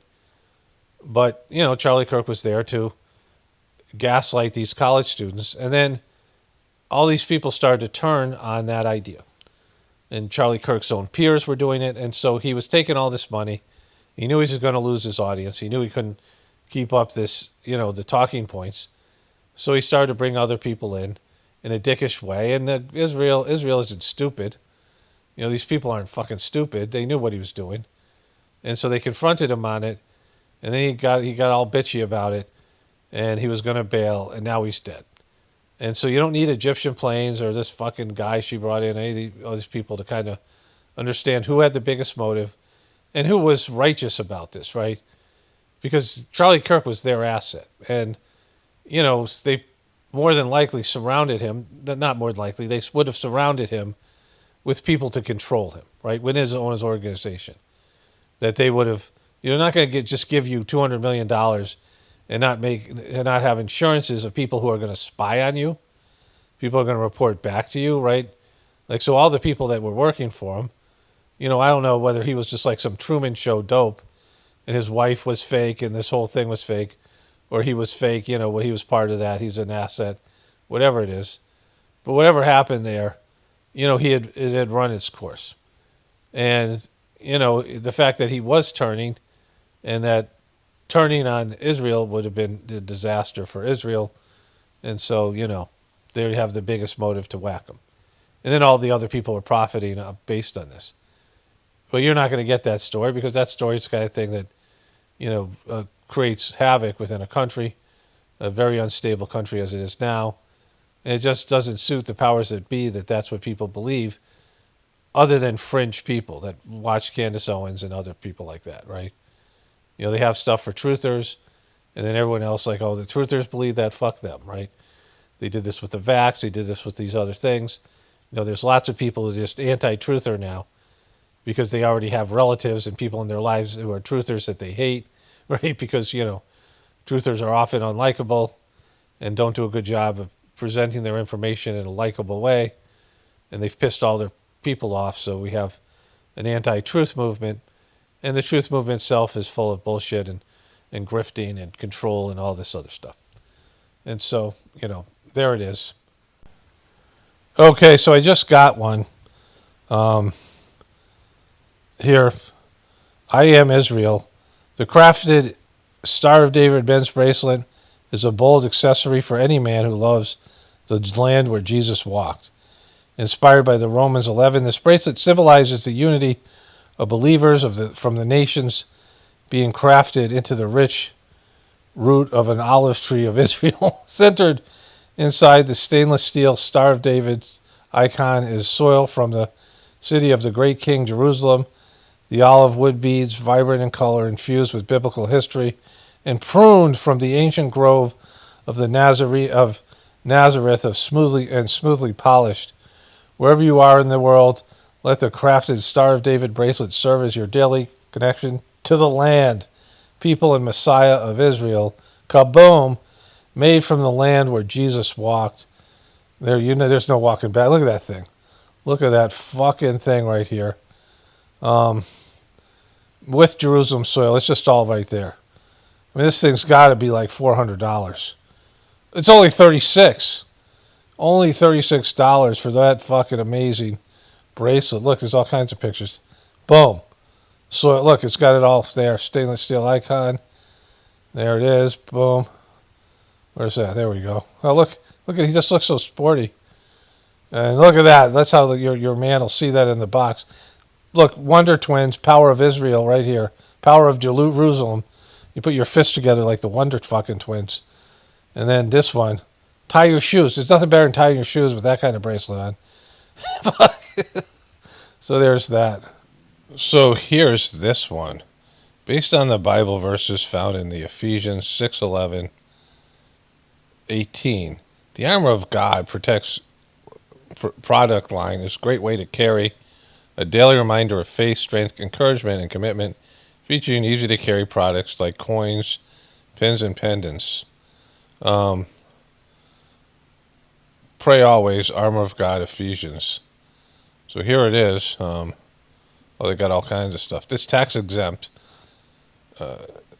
so they're not taking any tax bullshit. They got a discount already. They're really fucking going for it. But here's this one. Armor of God, breastplate, helmet, shield, sword, feet, and loins. It protects your loins. That particular Bible verse is good to protect your loins, not from circumcision, because that's the part of God's. God's really obsessed with that. But fucking, it'll protect your loins from. You get the male, you get the female. She also gets her loins protected there. So, but this guy's, after circumcision, they'll have this thing will work for you. If once you're free of circumcision. Then there's a coin, armor of God coin. This is only $7.45. Just keep this in your pocket. It's basically the same thing. Comes in various styles here. Here it is: breastplate, helmet, shield, sword, feet, and loins. So it's got pretty much all covered, right? Specific physical areas for the armor of God. So what else they got here? They got the coin, and they got the coin on a necklace pendant. This is your choice of colors. Some colors protect better than other colors. This is only $5.95. I mean, these things are just practically giving them away. If you buy 300 or more, you get 30% off. So that's that, in the tax exempt. I mean, they got it working here. This might be the best of the lot. They got the whole thing going. So here's one: gift that tells a story, a timeless ring to unite tradition, fashion, and community. Shop now. There it is. Boom. It says it right there. Modern Judea chic. And so it's from Shop Israel. Here it is. Shop Israel. There was a thing when I first came here, but it says, "This too shall pass," in Hebrew. There was an ad that when I first went to this page, I thought it would come back up, but it says, you can get 10% off, or you can click a button that says, "I want to pay full price." Right? See if it happens. See if I go on there. Boom. Shop Israel. Shop now.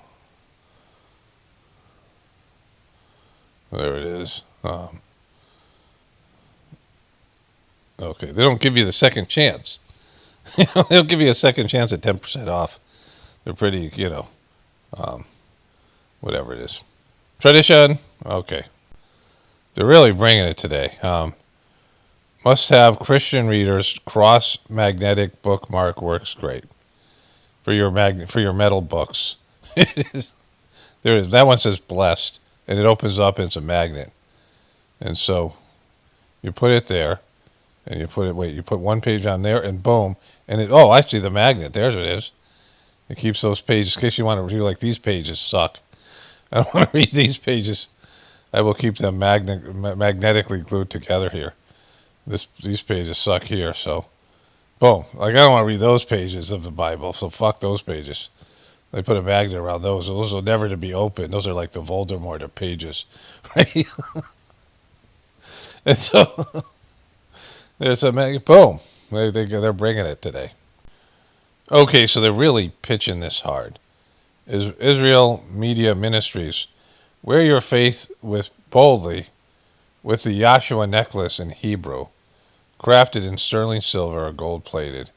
It's more than jewelry. It's a testament to your devotion. Limited stock availability.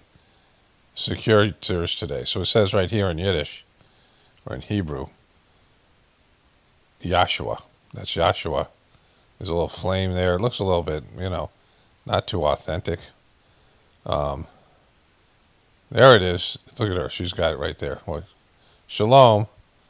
Get 20% off your first purchase if you give them your email address. $77 right there. Oh, there it is. It says Yahshua. That's not the one that I saw. The one that I saw was in Hebrew. See, there it is. There's that one. And there's this one. Which one is the one you prefer? This one that doesn't look like this says anything. And this one that actually says Yahshua. You can pick. You can pick the one that you prefer. This woman, she's very happy about it. Look at the smile. I mean, she's just meaningful design, premium quality, versatile wear, thoughtful gift. You can choose yours in Hebrew or English. Maybe get one of each and wear them together, just to confuse people. I mean, it's $77. It's a steal at half the price. I'm getting one of these this Hope Rings. I'm getting one of these ads every 4 posts. I'm just scrolling through looking for them. Faith you can feel. Let this ring be your daily comfort. See God's gentle reminders. He walks with you through every moment. Free gift box. Comes with a gift box. Tarnish free, and it's hypoallergenic. Adjustable, one size fits all. Hassle free, 90-day returns. Try this powder risk free and receive 50% off worldwide shipping. Watch this ring. With this ring, I can do anything. It's the crown of thorns ring. The crown of thorns they put around Jesus' head. You can wear the ring because it looks like it's not going to cause any problems when you, like, I don't know, shake hands with somebody or any number of things, right? Just as Christ endured the crown of thorns with strength and courage, this ring reminds you that trials do not break you, they refine you. It is a symbol of endurance, a faith tested in fire and victory found in the cross. When the world feels heavy, let this ring remind you that you're never carrying the weight alone.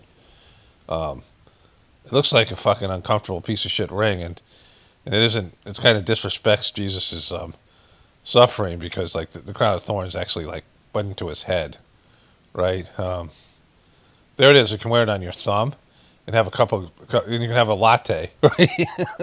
Wear it on your thumb and look at it as you drink your latte, and you're pissed off because they were out of soy milk. And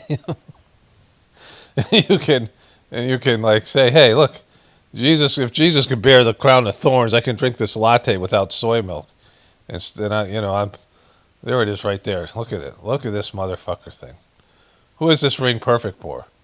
By presenting this gift, you'll touch the hearts of friends, family, or significant other.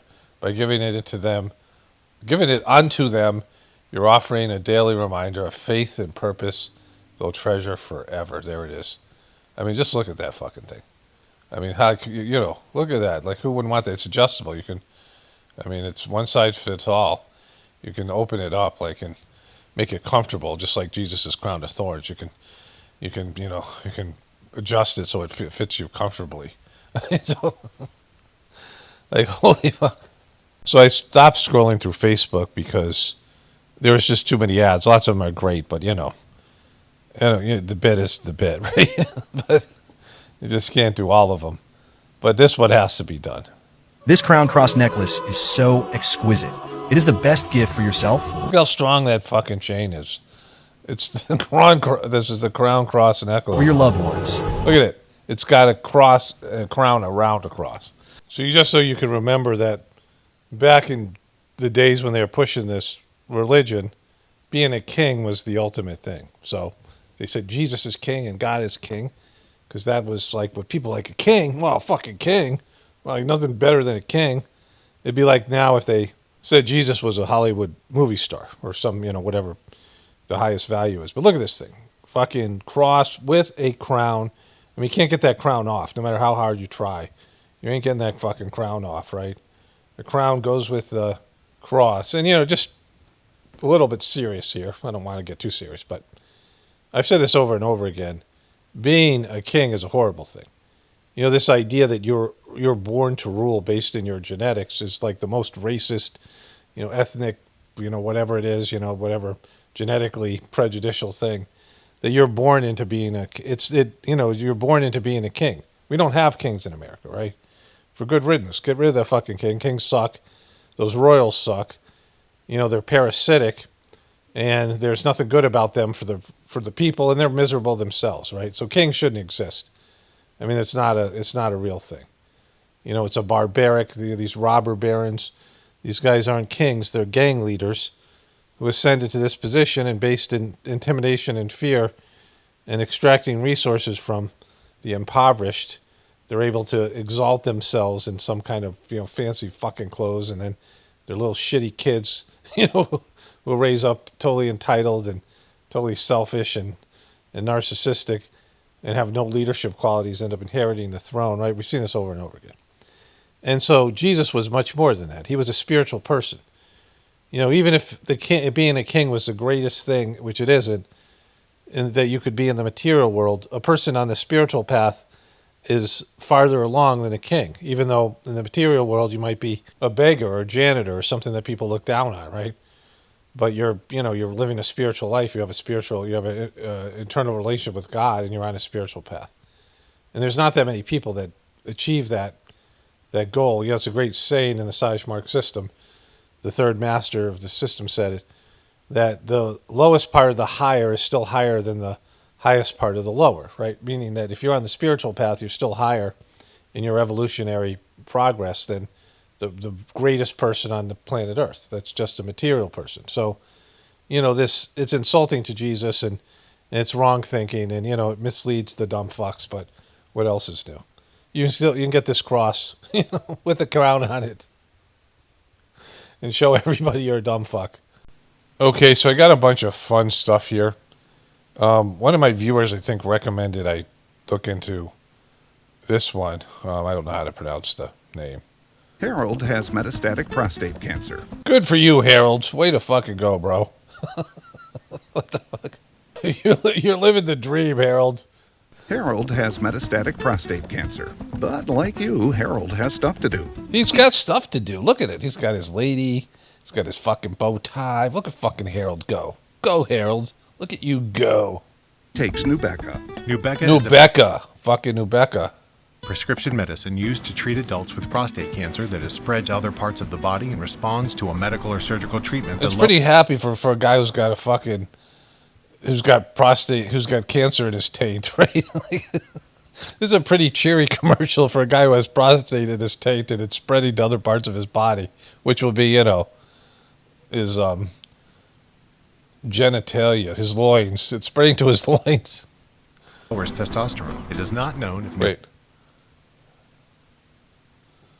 medical or surgical treatment that lowers testosterone. It is not known if Nubeca is safe and effective in females or children. Why would a female need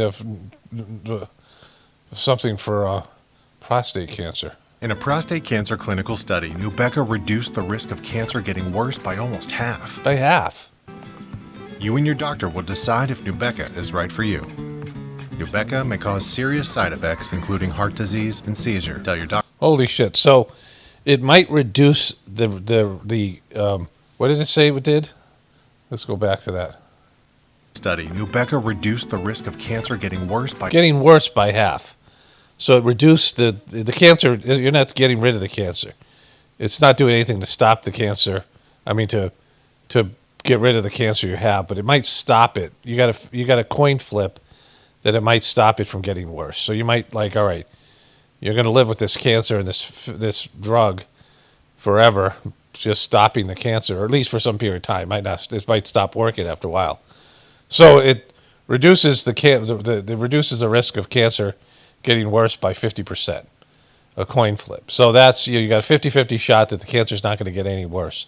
So what are you risking here? Almost half. You and your doctor will decide if Nubeca is right for you. Nubeca may cause serious side effects, including heart disease and seizure. Tell your doctor. Heart disease and seizure? Jesus Christ. Right away if you have chest pain or discomfort, shortness of breath, loss of consciousness. Okay, so, what is it doing to your system? Contact your doctor if you have loss of consciousness or seizure, shortness of breath, chest pain, or discomfort. So what is it doing? It's supposed to be targeting your loin area, right? And it's somehow it's affecting your heart and causing seizures.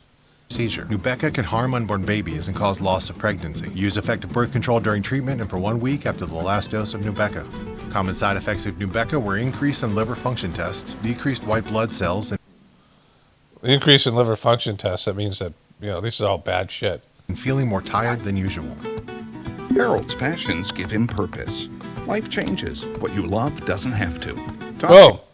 to your doctor. Such a cheery ad for something that has such severe side effects. And kind of is a real bummer, right? Cancer in general is a real bummer, but taint cancer with spreading taint cancer, it's kind of, one of the bigger bummers in life. And, and they only got a 50% chance of it basically stopping what the bad shit that's already happened, with lots of severe side effects. All right, Harold, you're living the good life. You're living the dream, Harold. Okay, so this is great right here. somebody or something posted it on Facebook as a meme, and I fact checked it and I found the actual video. This guy. Sometimes I am a conspiracy theorist, but I only believe in the conspiracy theories that are true. Woo! He only believes in the ones that are true. You know the funny thing is, every conspiracy theorist says that, right? Because almost everybody believes in a conspiracy, and but they only think they're believing the ones that are true. They don't believe in the ones that are batshit crazy. They only believe in the true ones, right?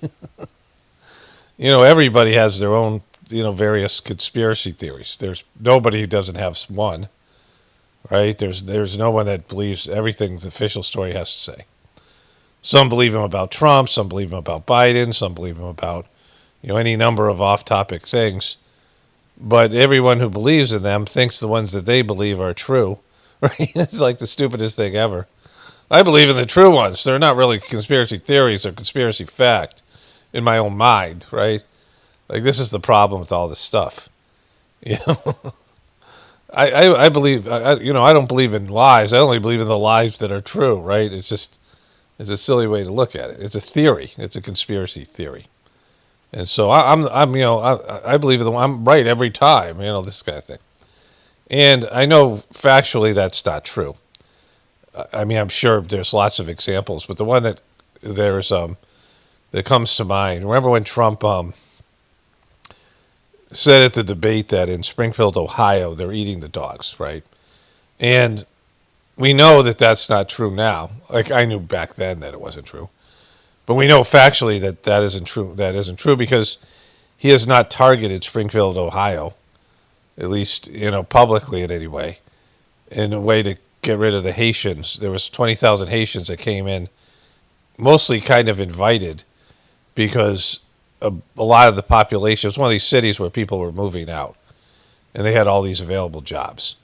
They had lost, their population was reduced by like 30,000 people. And so they got a few Haitians to come in, then there was 20,000 of them. And J.D. Vance, when, some woman posted this tweet that her friend had lost her cat and it must have been eaten by Haitians, right? Because there was a lot of Haitian immigrants. Then there wasn't really much of a problem in the town. And they had a Republican mayor, and J.D. Vance went and asked the mayor, is this true? And he said, no, please kill this story. And the woman had since recounted her, because the cat came back. Like, so, but J.D. Vance went and fact-checked it. It didn't stop Trump from saying in the debate, they're eating the cats, they're eating the dogs. They're eating the dogs, they're eating the cats. And that was false, and he knew it was false, but he doubled down anyway, even after the mayor had told him, because he's a lying piece of shit. And, and then all the stuff with Erika Kirk and all the rest of it. So there's that. Okay, I bookmarked this show. I believe it's called Lowdown. And I was interested in watching it and forgot about it. And one of my viewers said, hey, you should watch this show. And immediately liked it. Ethan Hawke, he's a quality actor. It's kind of a semi-truther adjacent. The guy's an investigative reporter. And he's been doing, like, these hit pieces on this very wealthy family in Oklahoma. And the opening scene is a guy committing suicide, allegedly.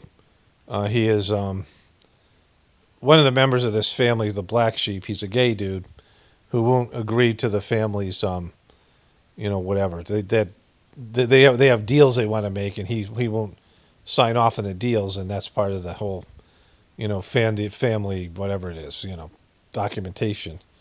Their foundation, that it's got to be unanimous vote. And this is his wife. So he kills himself, and his wife, very much like Erika J. Kirk, she mixes herself a whatever it is, those drinks, margarita. And she starts rehearsing her bullshit lines to show that she's grieving. Thank you for your concern. Thank you for your concern. He was a good man. He was a good man. So Ethan Hawke goes into the house, and they don't want him there because he's, He's done this hit piece, and they kick him out of the house, but he steals a book, and it has a note in it that he starts to read. And while he's reading the note, the dead gay dude appears next to him, and he is reading the note for him. And he ends it with this. Don't trust any of them. Not even my wife. She's a part of it. And then his brother, played by Kyle MacLachlan, who's a politician, right, who's running for mayor of the city, sort of J.D. Vance-esque, then goes bangs the guy's wife, and he's been banging her for a while. Of course, the guy was gay. All the stuff, TPUS gay. I mean, you see how this twink here, this bearded twink, the twink wishing he was a bear, right? And he kills himself, allegedly, with some suspicion, by the family's being investigated. He's blocking, some sort of thing like Charlie Kirk was with Israel. His wife fakes like she's grieving and is banging a politician immediately upon her husband dying. And there's more to the conspiracy, and the guy said, don't trust anybody, especially or even my wife. And so, and that's just the beginning of this thing, but there's definitely parallels to the whole thing. And my wife and I were watching something else. Might have been Joe Schmo. And I had just said in my video, the eyes are the windows to the soul, which I, say occasionally. I probably said it like 10 times in, the amount of years since I've had this YouTube channel. So, over whatever it is, 2007, so almost like, I guess, 18 years or so. And then we were watching the show when they said it, like that day. And so, anyways, that kind of thing happens all the time. But here it is. This is the parallels. Okay, so guess what? Chicken butt. Losing it. It's Friday, December 19th, and my wife and I watched this show. It's like this stuff I showed was like episode 1. It's a pretty good show. I like the show. So it's episode 1, and then I think we're on episode 2 or episode 3, probably 3. And there's a murderer guy. He's murdered a few people, and out of jail guy. He's connected to what would be the J.D. Vance guy, and he's getting help from J.D. Vance. I mean, there's a little bit of a mystery there. And so, but he's his henchman, and this happens to him. On I-44, we have an update. And my wife goes, "Oh, he just got Charlie Kirked." And I was like, "Yeah, he just did get Charlie Kirked." That was unexpected. So there's other parallels to the thing. I mean, it's not the whole show, but that's effed up. We already talked about the movie Snake Eyes, which had so many different connections. I did stuff on it. Other people did stuff on it. I barely remembered that. Like when I first started making these clips the other day for this, I forgot all about Snake Eyes. So there's a couple of movies, TV shows that have predictive programming and have some similarities here. So, there's that. Okay, here he is. Did you happen to catch the Charlie Kirk widow, Erika Kirk's town hall on CBS? I did, Don, and I was looking for a guy like you to crack the code for us. And so he's got the Lemon Nation shirt. The guy just can't not wear something from his own merch line. He's so desperate for, the $24 million settlement he got from CNN. So YouTube recommended this. The Don Lemon Official. There were some really bizarre moments. But we serve a just God. And I rest easy in knowing that he's sovereign. Boom. But he's just. And so let the Lord handle that. Okay, there's a lot. Jesus Christ. I mean, I didn't see that clip, but she's so fucking weird. Like, Don Lemon seems normal next to that shit, right? She is fucking batshit crazy. Like Don Lemons is looking less gay than the guys at TPUS gay, and he's he's not in the closet. He's out gay, and she's looking more crazy. I mean, it's going to be hard to out stupid Don Lemon, but Don Lemons is starting to be better than these right wing fucks. A lot of talk about the Lord and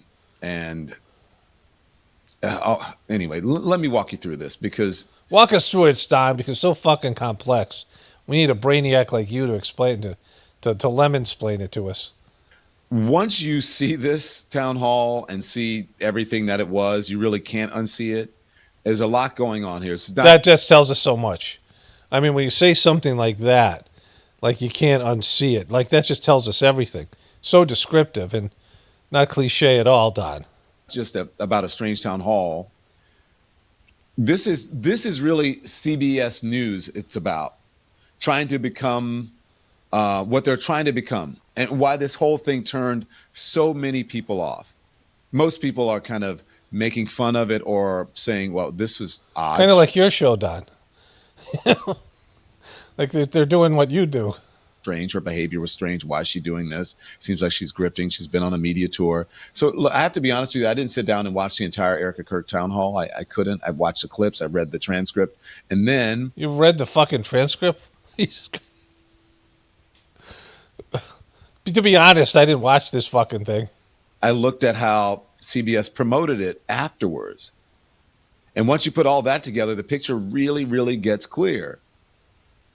CBS is sold out to fucking the devil, the other Donnie J. This wasn't just one program. This was, I think, they wanted it to be the rollout. Because after that town hall, CBS News flooded the social media with clips, emotional moments. Like I think we have like a collage of them. Do it. I want that collage, Don. Nobody edits like you guys over there at Lemon Nation. On social media, these tight close-ups, big lines pulled out for maximum impact. You're sick. Tell that to my 3-year-old daughter. We live in a divided country.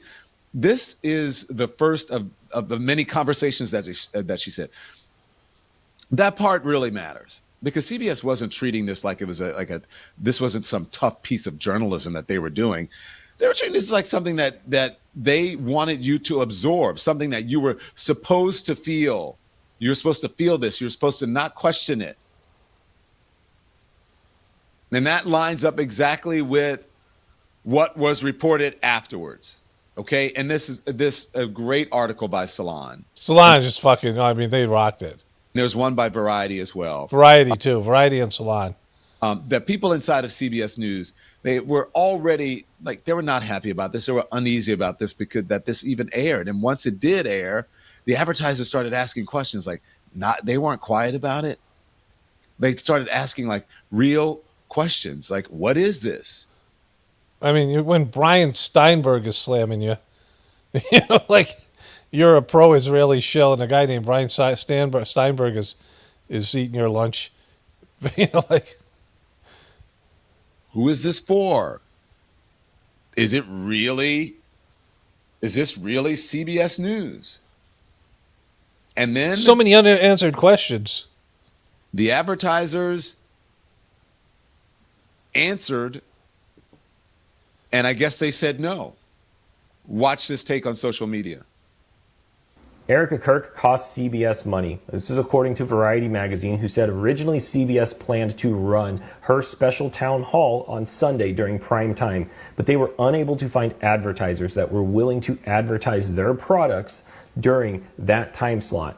So instead, they moved it to the notoriously low watch time of 8 p.m. on Saturdays. The Shabbat Shalom.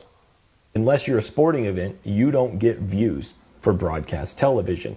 And in return, they still could not find anybody who was willing to pay for an advertising slot. So instead, they turned to direct support ads, notoriously low-paying ads that are ran usually Tuesdays for Price is Right or a 50-year-old rerun in the middle of the week.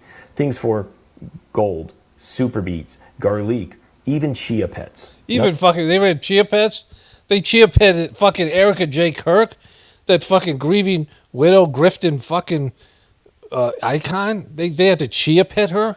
They chia pitted Erika J. Kirk. This guy at TikTok he's getting to the bottom of this thing, Don, just like you do. Nothing against chia pets. I think they're great. I think they're great too, fucker. What are you even talking about? Chia pets. Chia. But you wouldn't expect CBS to run an ad for chia pets in the middle of one of their most highly publicized and highly advertised town halls this year. And this is something that CBS wants to do going forward, but according to Variety magazine, every time they've delved into this type of political realm, okay, so there's something here about here, let's let him finish. The advertisers withdraw. And this time for Erika Kirk, they withdrew faster than they'd ever seen before. Boom. So there you go. And so you have something on Candace Owens here, possibly. No one asked her whether, constantly telling young people that the country is under attack can push some of them toward violence. No one asked whether we're different diaspora into ideology. We all know in this business they don't. That's not what they signed used to. They don't check in out of habit the way that they used to for the people who have been sticking with you forever. Okay, so he put Candace Owens in the picture, and I don't see, and he's got some shit going on here at the end. They rarely drift back. It becomes a fait accompli. Oh, wait, you're talking about ratings, bro? Political, religious, social ideology. This wasn't just a strange town hall. This was a moment where CBS showed its hand. And a lot of viewers responded by throwing in their cards and saying, I'm not even interested in playing this game. I'm not interested in playing this game. I'm not watching this thing on Saturday night with Erika J. Kirk. And like I said, once people drift away, they rarely drift back. Don knows about them. Don knows about viewers drifting away from news programs and never coming back. He knows about that shit. It becomes a fait accompli, or as some people call it, a fool's errand. Both of them not winnable, predestined, predetermined outcome, and it's not good. And that's the story. Thanks so much for watching, everybody. Your support means the world to us. Don't forget to hit that like button and subscribe so you never miss a show.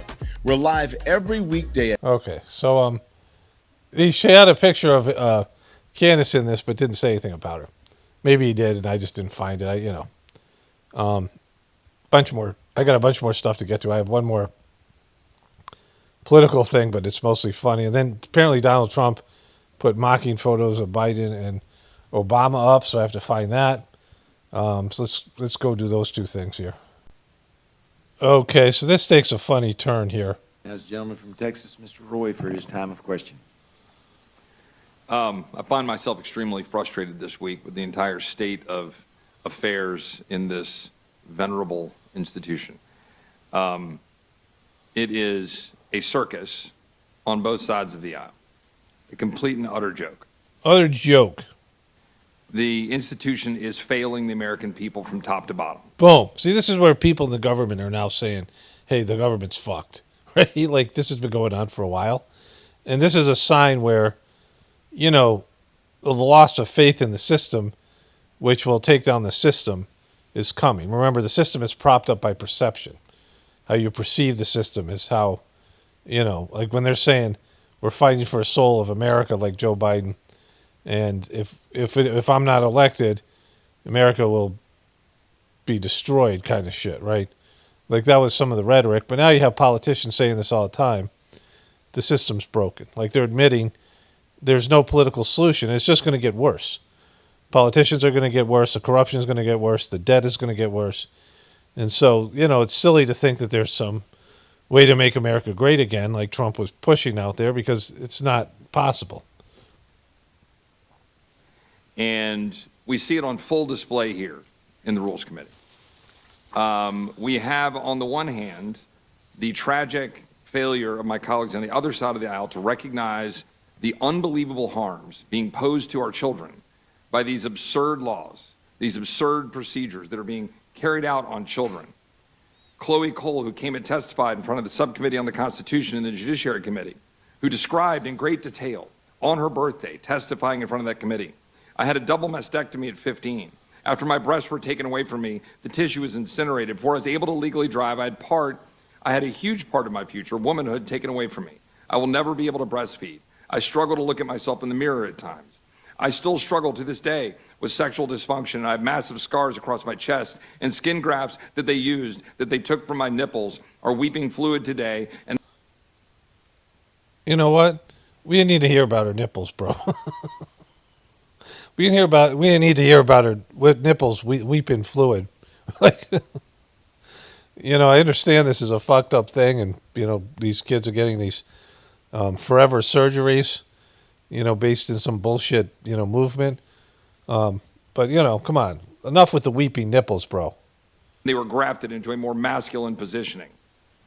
We need to stop telling 12-year-olds that they were born wrong, that they were right to reject their own bodies and feel uncomfortable with their own skin. We need to stop telling children that puberty is an option. Boom.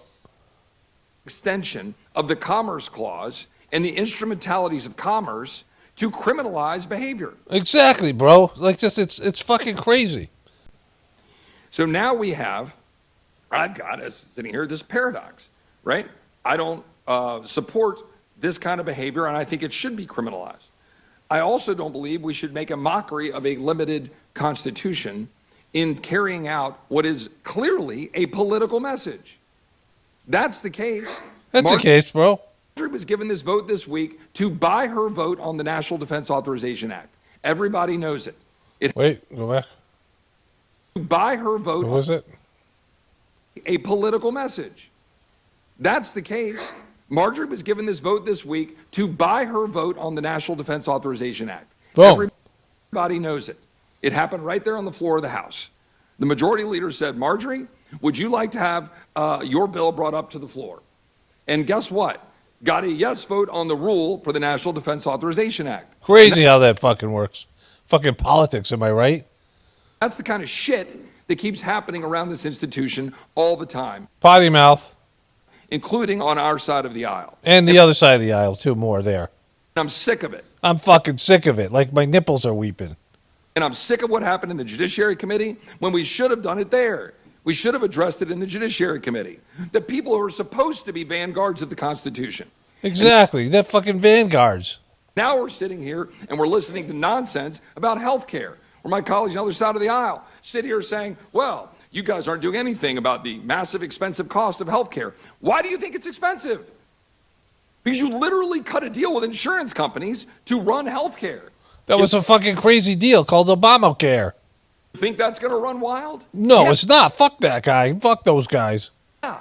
That's why they have 2,000% profit increases, and the American people can't afford to go to the doctor of their choice while we enrich insurance companies.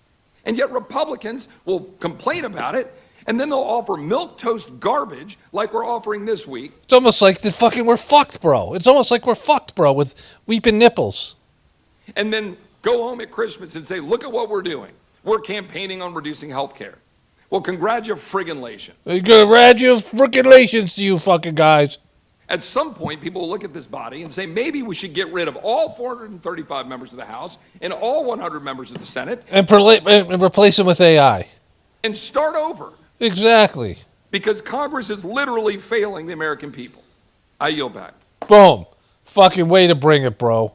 Especially, I'm reconsidering your position on weeping nipples. I thought maybe that was a little bit much, but now I'm like, this guy's fucking bringing it. So Trump, I enjoyed his mocking first term. We hadn't completely turned, or before he turned on his people that voted him in, right? Like, he used these people, which he does with his Trump behavior. He pandered to them in some way, and then turned on them during January 6th, and a little bit before that, certainly with COVID, the vaccine, and these other things. But the first 3.5 years, it was great because, he was making a mockery of the presidency, which I really appreciate because the presidency is a joke, remember? So he put this picture up of Joe Biden and the auto pen, but now President Donald Trump has added partisan and subjective plaques to a refashioned West Wing walkway he calls the Presidential Walk of Fame. The move deepens Trump's fingertips on the White House's aesthetic and continues the Republican president's effort to bend the telling of the U.S. history to his liking. The additions include references to, quote, sleepy Joe Biden, and paint Republican icon Ronald Reagan as a fan of young Trump. They call Barack Obama one of the most divisive presidents in history. An introductory plaque tells passerby the Presidential Walk of Fame was conceived, built, and dedicated by Trump as, quote, a tribute to past presidents, good, bad, and somewhere in the middle. Boom. Like, you just can't do shit like that. like 3 years ago, this would have been funny. But now Trump's turning into a whining piece of shit, right? I think I'm going to end with Trump's speech. He gave a Christmas speech, and apparently it's pretty bad. We'll see. I might begin with the next video. You know who knows? It'll be up there. Maybe I'll use it. Maybe I won't. Hopefully I'll use it here. Maybe hopefully. We'll see what it looks like. But this guy... People think me and Cash are doing all day. I mean, I gave up everything for this. I mean... You mean podcasting? You gave up fucking podcasting for like a job? Like, did you give up fucking podcasting? No. My wife is struggling. I'm not a victim. I'm not Jim Comey. It's fine. I did this, and I'm proud I did it. But if you think we're there you for... kind of sound like a victim. Tea and crumpets. Well, I mean, Cash is there all day. We share it. Our offices are linked. He turns on the faucet. I hear it. He's there. He pulls out his cock and fucking... I mean, I hear it when he turns on the faucet. It's crazy. Gets in like 6 o'clock in the morning. He doesn't leave till 7 at night. You know, I'm in there at 7:30 in the morning. He uses the gym. I work out in my apartment. But I stare at these four walls all day in D.C., you know, by myself, divorced from my wife. Not divorced, but I mean separated, divorced. And it's hard. It's hard, bro. A full day's work is hard. Our colleague Carol Lennig today broke the news that man who, in his own words, said it was, quote, hard, divorced from my wife, from my friends all day, staring at those four walls. That guy, the number 2 official at the FBI for less than a year, is preparing to vacate that position as soon as Friday. Dan Bongino, who, as we just showed you, made no secret of the struggle he faced in doing that job, has, according to Carol Lennig's reporting, quote, quietly told confidants he plans to formally leave his job early in the new year. Okay, bro, we're gonna really miss you. You and Cash Patel doing the fucking bang-up job of the Jeffrey Epstein files and the rest of it. You can go back on the fucking your trail and try to explain that to your fucking podcast people. We're gonna turn on you like it's fucking, 1984. I don't know. All right, so Trump reacted to this. All right, well, that was a beautiful event for 3 great people. And they're now looking down, and their parents and wives and all of the people that were there were, devastated, but great people, great people. So thank you very much for being there. Yeah, she's doing a great job.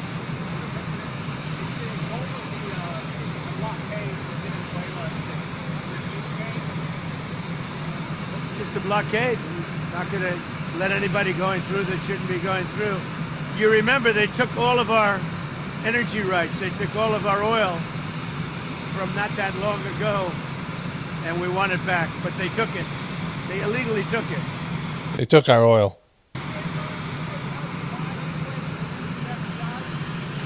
Oh, Dan did a great job. I think he wants to go back to his show. He wants to go back to his show. Yeah, I think he wants to go back to his show. Here's another clip of Trump here. So this is from Sky News, which, likes Trump. Europe I'm friendly with all of them. I mean, I like all of them. I have no real enemy. I've had a couple that I didn't like over the years. I actually like the current. Look at this motherfucker's face here with his fucking weird ass fake tan spray, and it's missing around his eyes. His eyes are whiter, and his skin. This guy's not a healthy individual. And I would say this is doctored or manipulated, but it's Sky News. They love this guy. True, I like him a lot. But they, and I know them very well. I know them Look at these fucking pores. Look at this shiny motherfucker right here, right? Like, this is a fucking, I mean, Jesus Christ, bro. really well. Some are friends, some are. Look at that shit. Look at that fucking shit right there. Like, that's where they can't, that's where they put the mask on. It's his fucking spray tan. Like, holy shit, bro, you're falling apart. I mean, he's almost 80 years old, but, like, you know, he's trying to cover it up. Look at that fucking turkey flab there. This guy's a mess. Okay, I know the good leaders, I know the bad leaders, I know the smart ones, I know the stupid ones. You get some real stupid ones too. You get really some stupid ones. Look at this guy. I mean, just, you know, the fucking clown show. Is this a raccoon mask, bro? But they're not doing a good job. Europe is not doing a good job in many ways. They're not doing a good job. I want to ask They you talk about too that. much. And I'm going to ask you about the holy shit. All right. So look at these fucking ghouls, man.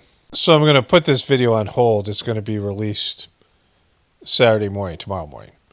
And I'm going to wait till tonight to see if anything is released in terms of the Epstein files. That will be, you know, something I can include in this. But I went and looked at these various pictures of Jesus with Trump's face, right? There you go. Look, they made his hands bigger. Like I said, it just doesn't work because Trump is a piece of shit, and his narcissism and his selfishness and his demonic nature, there's the crown of thorns, comes through on his face. And they're trying to make him look better. These are, I would assume, there's a lot of pictures of Trump with Jesus. There's a lot of pictures with Trump, you know, hanging out with Jesus, being blessed by Jesus. It doesn't work because Trump is not spiritual. He doesn't have any kind of godly energy. And his face, you can just see it in his fucking face, right? Like, it doesn't work. He doesn't have a spiritual face. Like, here, you know, no matter what they do, it just doesn't fucking work. Of course, the hair isn't helping him. But, you know, like, he isn't, I mean, it's just impossible to make him into that. He's just such a gross job of the hut motherfucker. Like, with his fucking double chin. And I mean, no matter what they do, it just doesn't work. This is my favorite one here. Kaboom. With the dollar bills hanging off and him with the frickin' 8-pack abs and the muscles. I mean, he's always been a fat, like, kind of doughboy type of person. But all the money, this is not, obviously this is not, this is not a pro-Trump one. But the rest of them, and, you know, like him trying to be Jesus. So, the Christians they're going to come door to door and kick down your door, take all the pictures of Jesus, all the fake pictures of white Jesus out of your house, and they're going to place it with the orange Jesus. So that's kind of great. So this dumb motherfucker. I had a falling out with him a long time ago. I don't think I've spoken to him for 15 years. I wasn't a fan. I was not, a long time ago. I'd say maybe 15 years. Okay, so I was not a fan of his.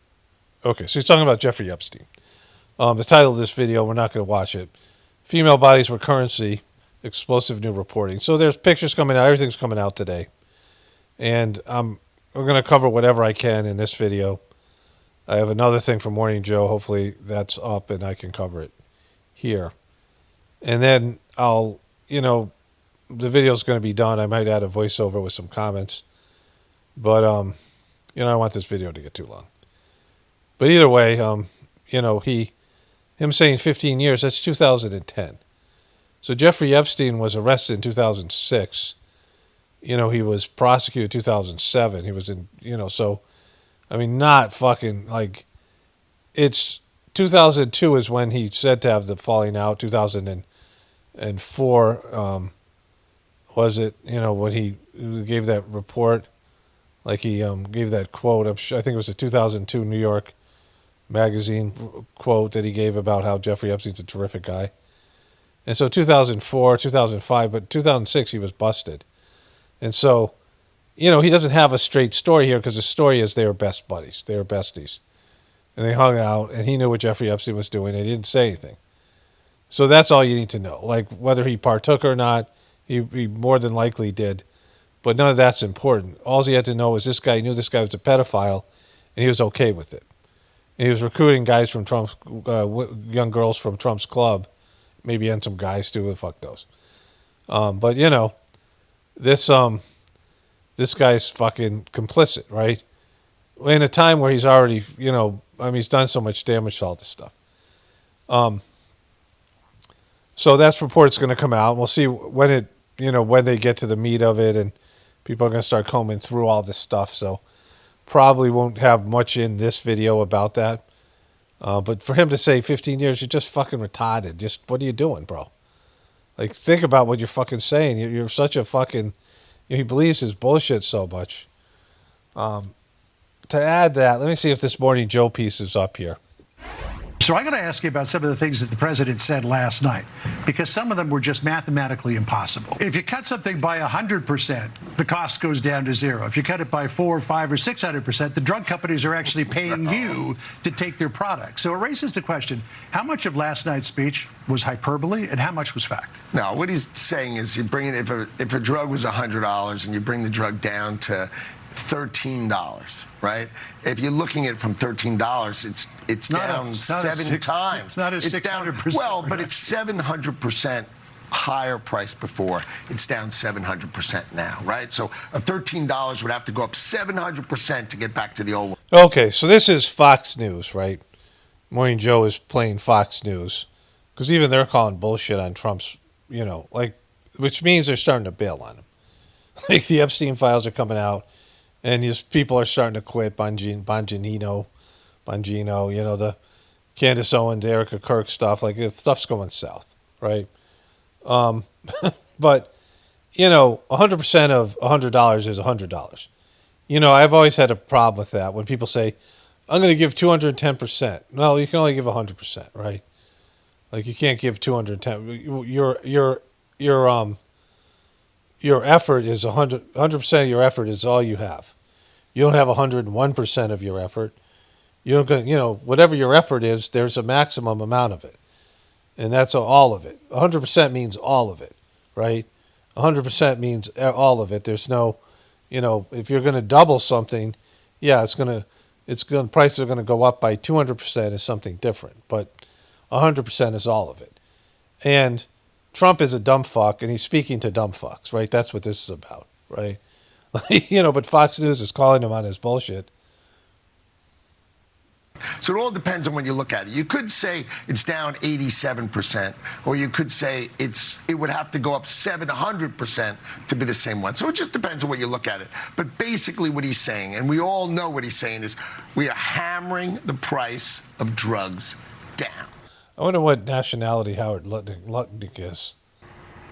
It all depends on how you look at it, and if you're willing to look really stupid while you look at it. The only thing missing there was Judy Collins in the background singing, "Send in the clowns," and then ending by saying, "Don't bother, they're here." Boom! Look at Gumby Joe talking about clowns and then looking like a complete fucking clown with this big fucking poofy hair and this weird little fucking beaker mouth and beaker head. You know, fucking... Jesus Christ. And so... Commerce Secretary Howard Lutnick offering his bizarre explanation. Instead of just saying, yeah, he was wrong, he exaggerated, nothing can go down 600%, and there's no way... So, you know, I'm going to look into this speech, right? Because I hear it a lot of promise, but I'm going to probably do it today, but I won't put it up until Sunday because it's probably going to be long. It's like 18 minutes. I might cover all of it. So that'll be like an hour of content right there. And then the Epstein stuff's coming out. So we'll see, you know, how all this plays out. But, you know, it's a clown show, right? Okay, so I think I'm up to date on everything in the video except the stuff to do with whether the Epstein stuff reveals anything. I don't think it's going to happen, but whatever. I do have a few comments to get to here. Let's start with this one here. Kirk wasn't killed, just reassigned. You know, I don't have a problem with whatever people believe or not believe about Charlie Kirk, right? Or any of these people, because that's you. That's your choice to believe them. But here, in terms of what I talk about here, when you just come up and say shit like you know it and you don't, it's always a problem for me, right? Like, you don't know that's the case. You think that's the case. That's your best guess. It may be true. I don't believe so. I've said this before. It makes no logical sense. They have no problem killing people. They have no problem killing their assets, right? And Charlie Kirk is very recognizable. What do you think they do? They stick him in a new body? Like, and what else is he going to do? Like, what other skills? Do you think he's fucking scrubbing toilets somewhere? Like, what's his new assignment, right?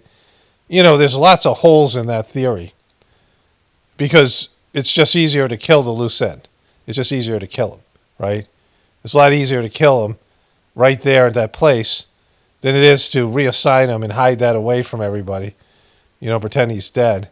And, they do it, if they're doing that all the time, not just with Charlie, you don't think that's ever going to pop up or like there's going to be, they don't like loose ends, and he's a loose end. So, but either way, it's not about what you believe, it's about the way you say it. You just state it like it's a fucking fact. I talked about this earlier. Facts are from the official story.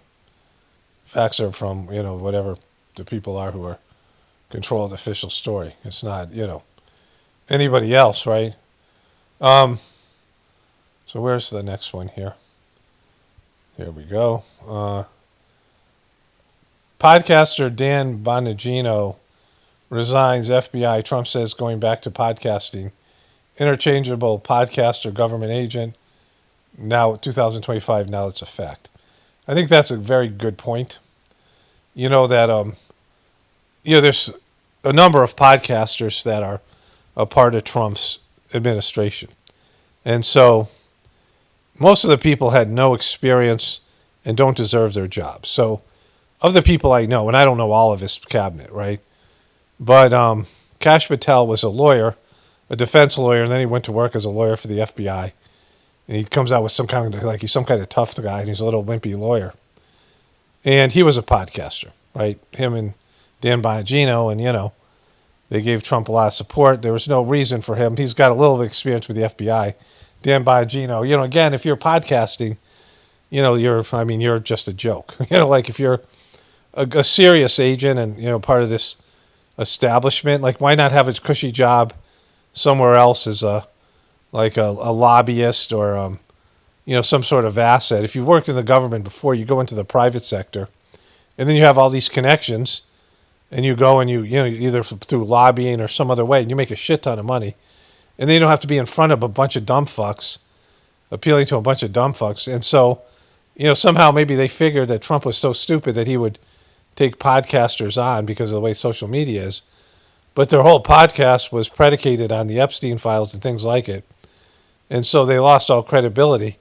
And I don't think they go back and have a fraction of their audience. I don't even know. But either way, there is a pipeline from the podcasting world. Like, Tulsi Gabbard was it a senator or a congresswoman from Hawaii? It's a smaller state, one of the smaller states in terms of population.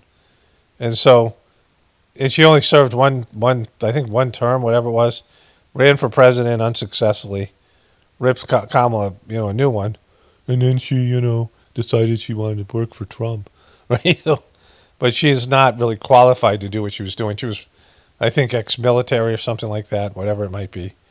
Pete Hegseth worked he was in the National Guard, certainly not, didn't have the kind of experience that you would need.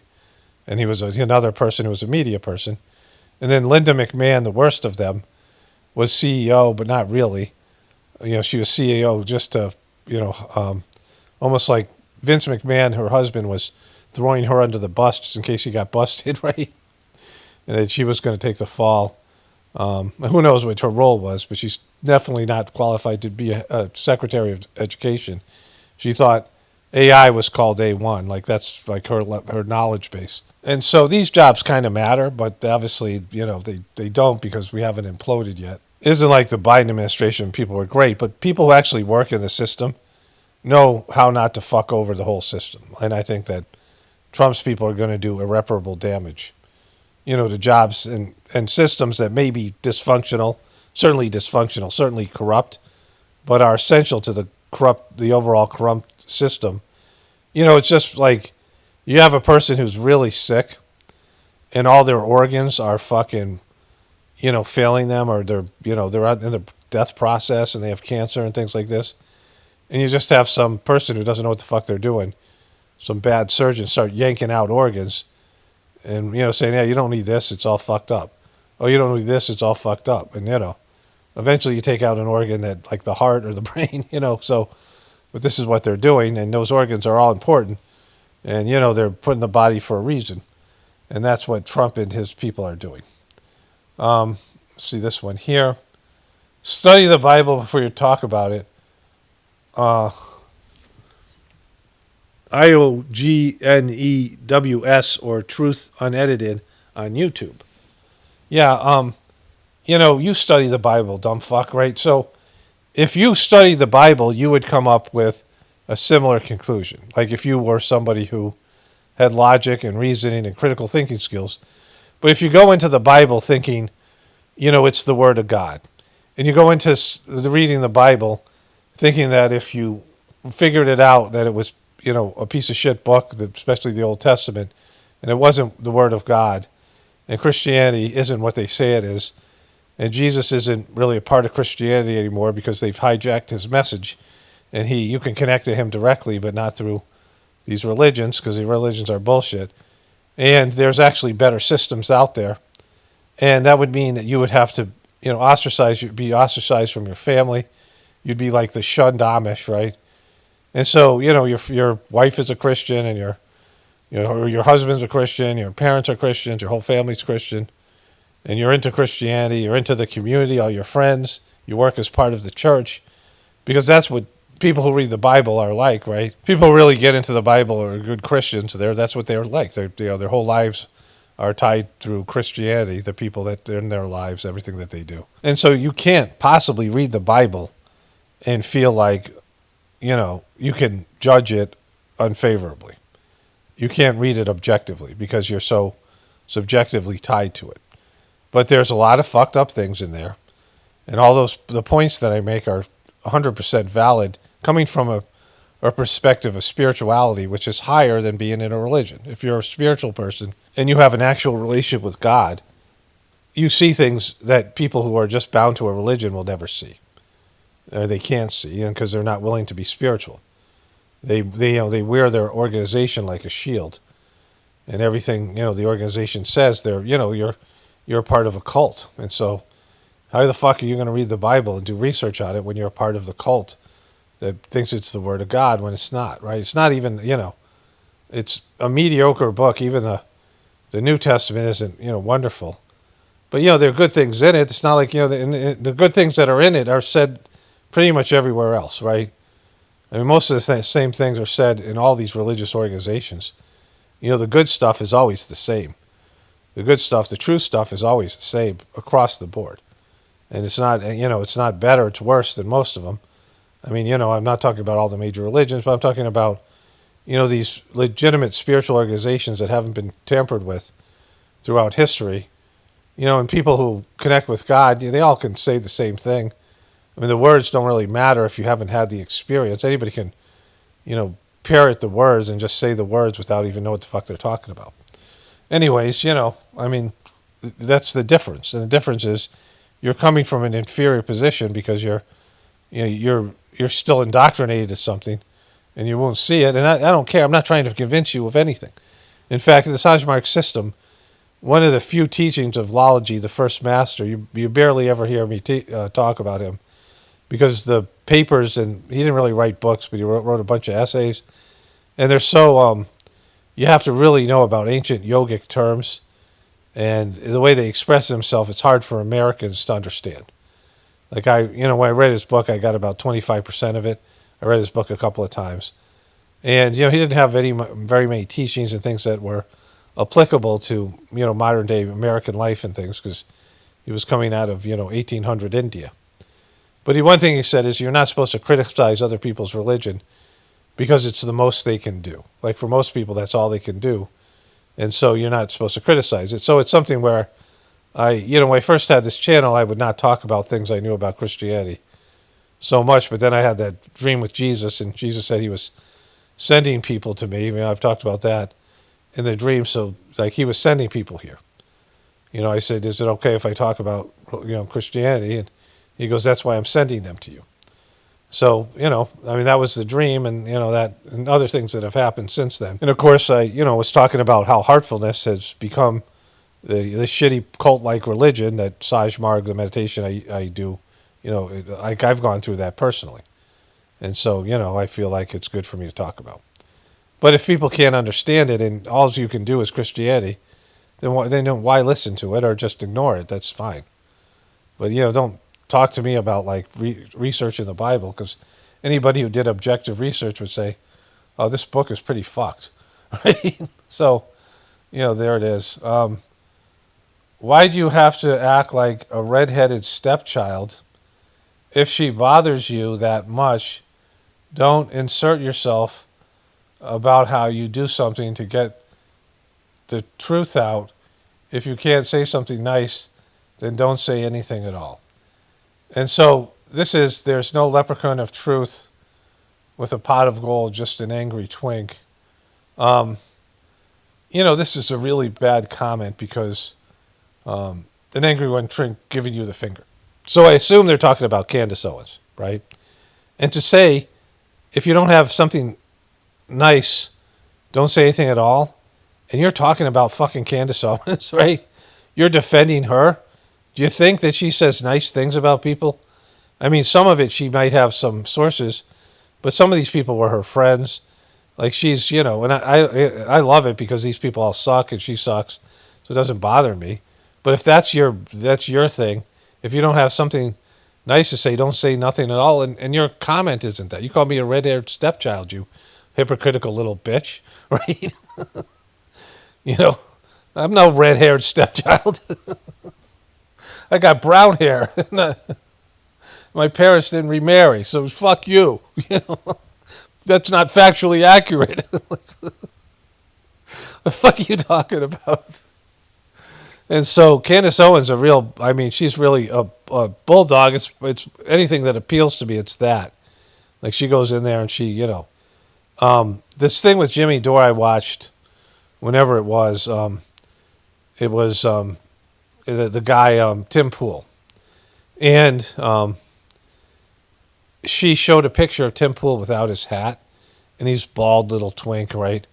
And Jimmy Dore's like, oh, that's too much. Like he was defending Candace Owens because he's basically her lapdog now.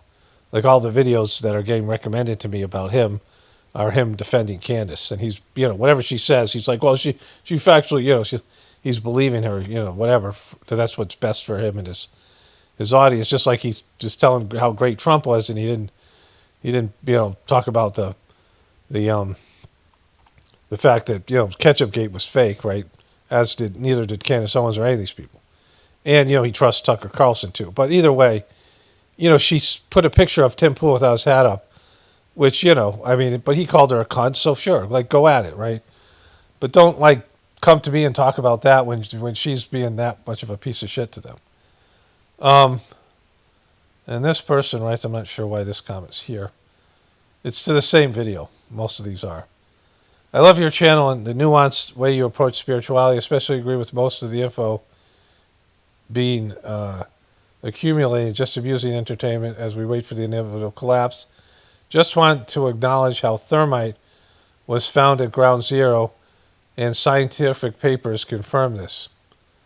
Whether or not this was there before actual explosions can be contested. Throwing in some bits of thermite as a red herring could be expected. So it says the similarity between how a mini nuke looks after detonating dust clouds and how the towers fired are spot on, plus the fact that most of these the site have developed some diseases associated with radioactive activity. Yeah, see, that was one of the things that I broke when I did the story. Well, first of all, the one thing I want to say when the person says Just want to acknowledge how thermite was found in ground zero and scientific papers confirm this. The person put scientific in quotes. So, I don't know if they're, that means that, but just because scientific papers say something doesn't mean anything. Like I was saying at the beginning of this video, facts are whatever the corrupt society say facts are. And there's nothing more corrupt than science. Science could be truth, but not when you can buy scientists and corporations and governments buy scientists and tell people to produce science that is fake because of, and then call it science. We all saw what happened with the fucking COVID bullshit. All of that was based in fucking science and in air quotes, right? So, just because they say thermite was there doesn't mean it was there. And the people who were there, the architects and engineers, they were all shills and they were pushing this idea. Thermite wasn't used. I know that for a fact because it couldn't be used because, many of the girders were encompassed in cement. And like I said somebody asked also about the mini nukes. And so they have these very small handheld nukes. There was a great TV show called, I can't, whatever it is. It's a show, I can stop this and look it up. I didn't have to. It's called The Last Resort. My wife and I just had watched it like a couple years ago. It's just an amazing show, and it only lasted one season.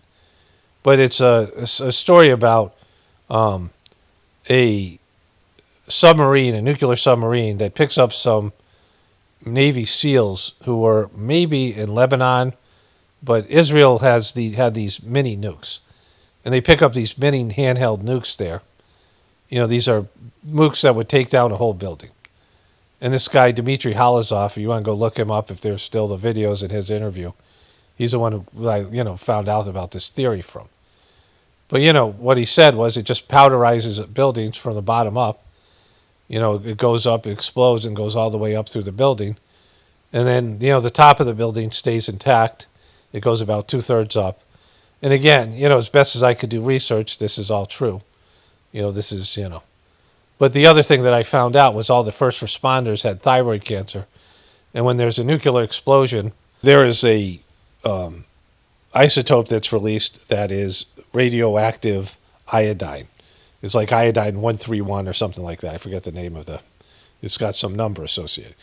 And your thyroid loves iodine. And most people are iodine deficient. So all these people who are around these radioactive facilities, they take a shit ton of iodine.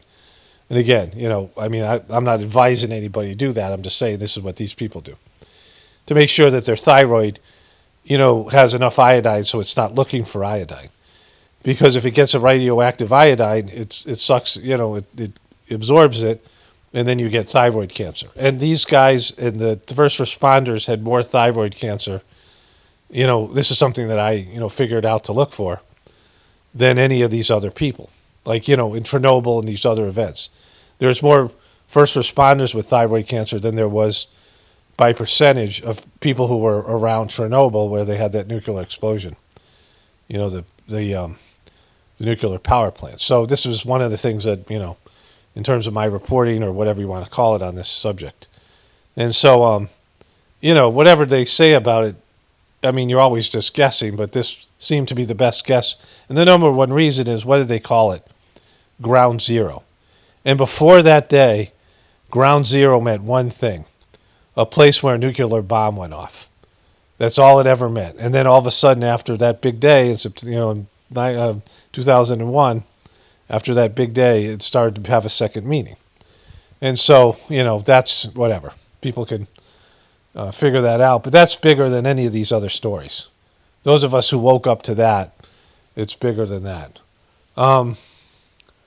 And so another person wrote this. These are some of my regular commenters. Paul, I think you underestimate how many of these negative comments are coming from bots. I'll admit that they're getting more realistic, but it's AI accounts that joined months ago. For example, they probably read your transcript and hear your talk about people saying, don't swear on the video or two, or whatever it is. I never know what they, you never know whether that's the case or not. But, in reality, I don't know if they were talking about me reading comments from TPUS Gay or whatever it is. I don't know why anybody would do bot comments for me. Like, like what's the purpose, right? I mean, my channel has so insignificant in terms of changing anything, and the comments themselves aren't going to sway people over, and they're not going to affect me. So why would anybody bother wasting their bot money, right? Wasting their bot allowance on comments here.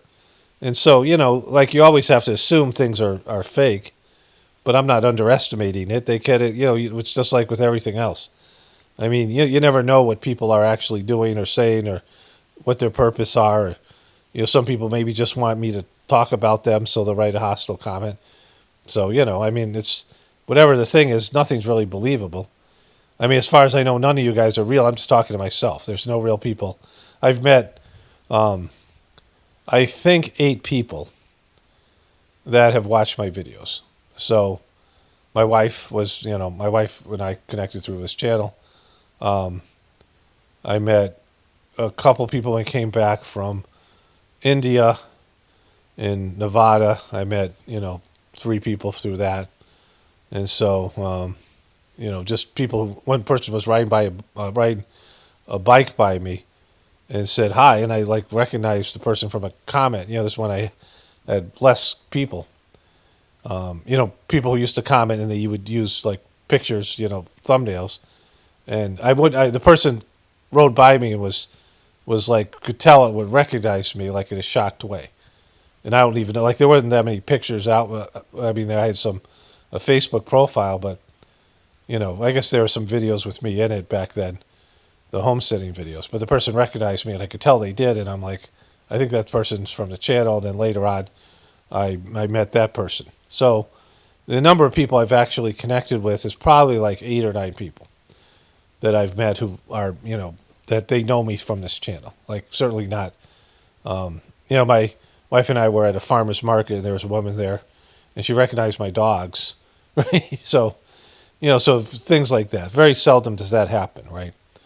And, so those 9 people, right? Those people are real. I know those people all listen to the show. But, but again, someone could send them in as a, whatever. So, but why would they do that? I'm insignificant in terms of what I do here.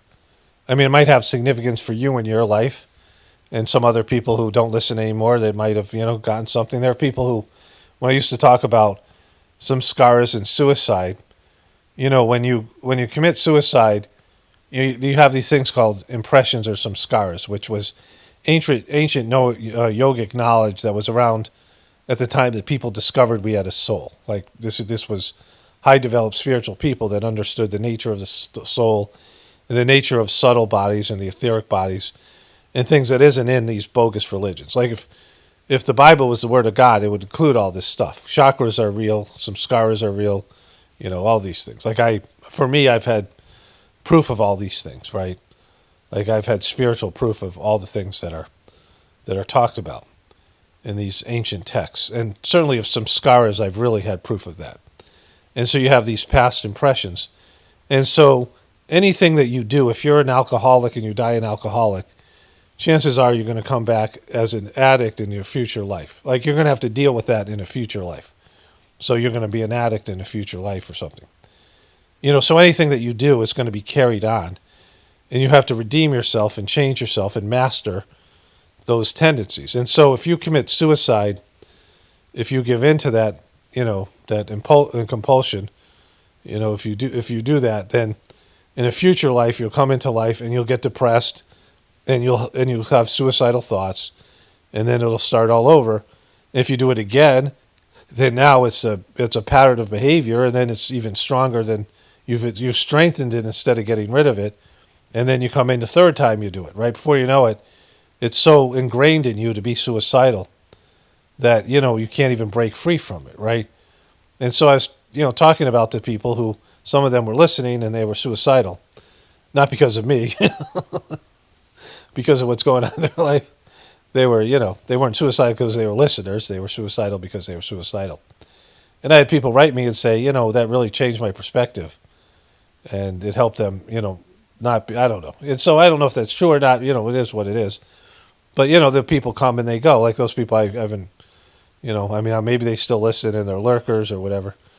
And so I've had a number of people that said my channels helped them and changed them. That's great, but it's in terms of the bigger scheme of things, my channel has no effect. There's no reason. I'm not an influencer.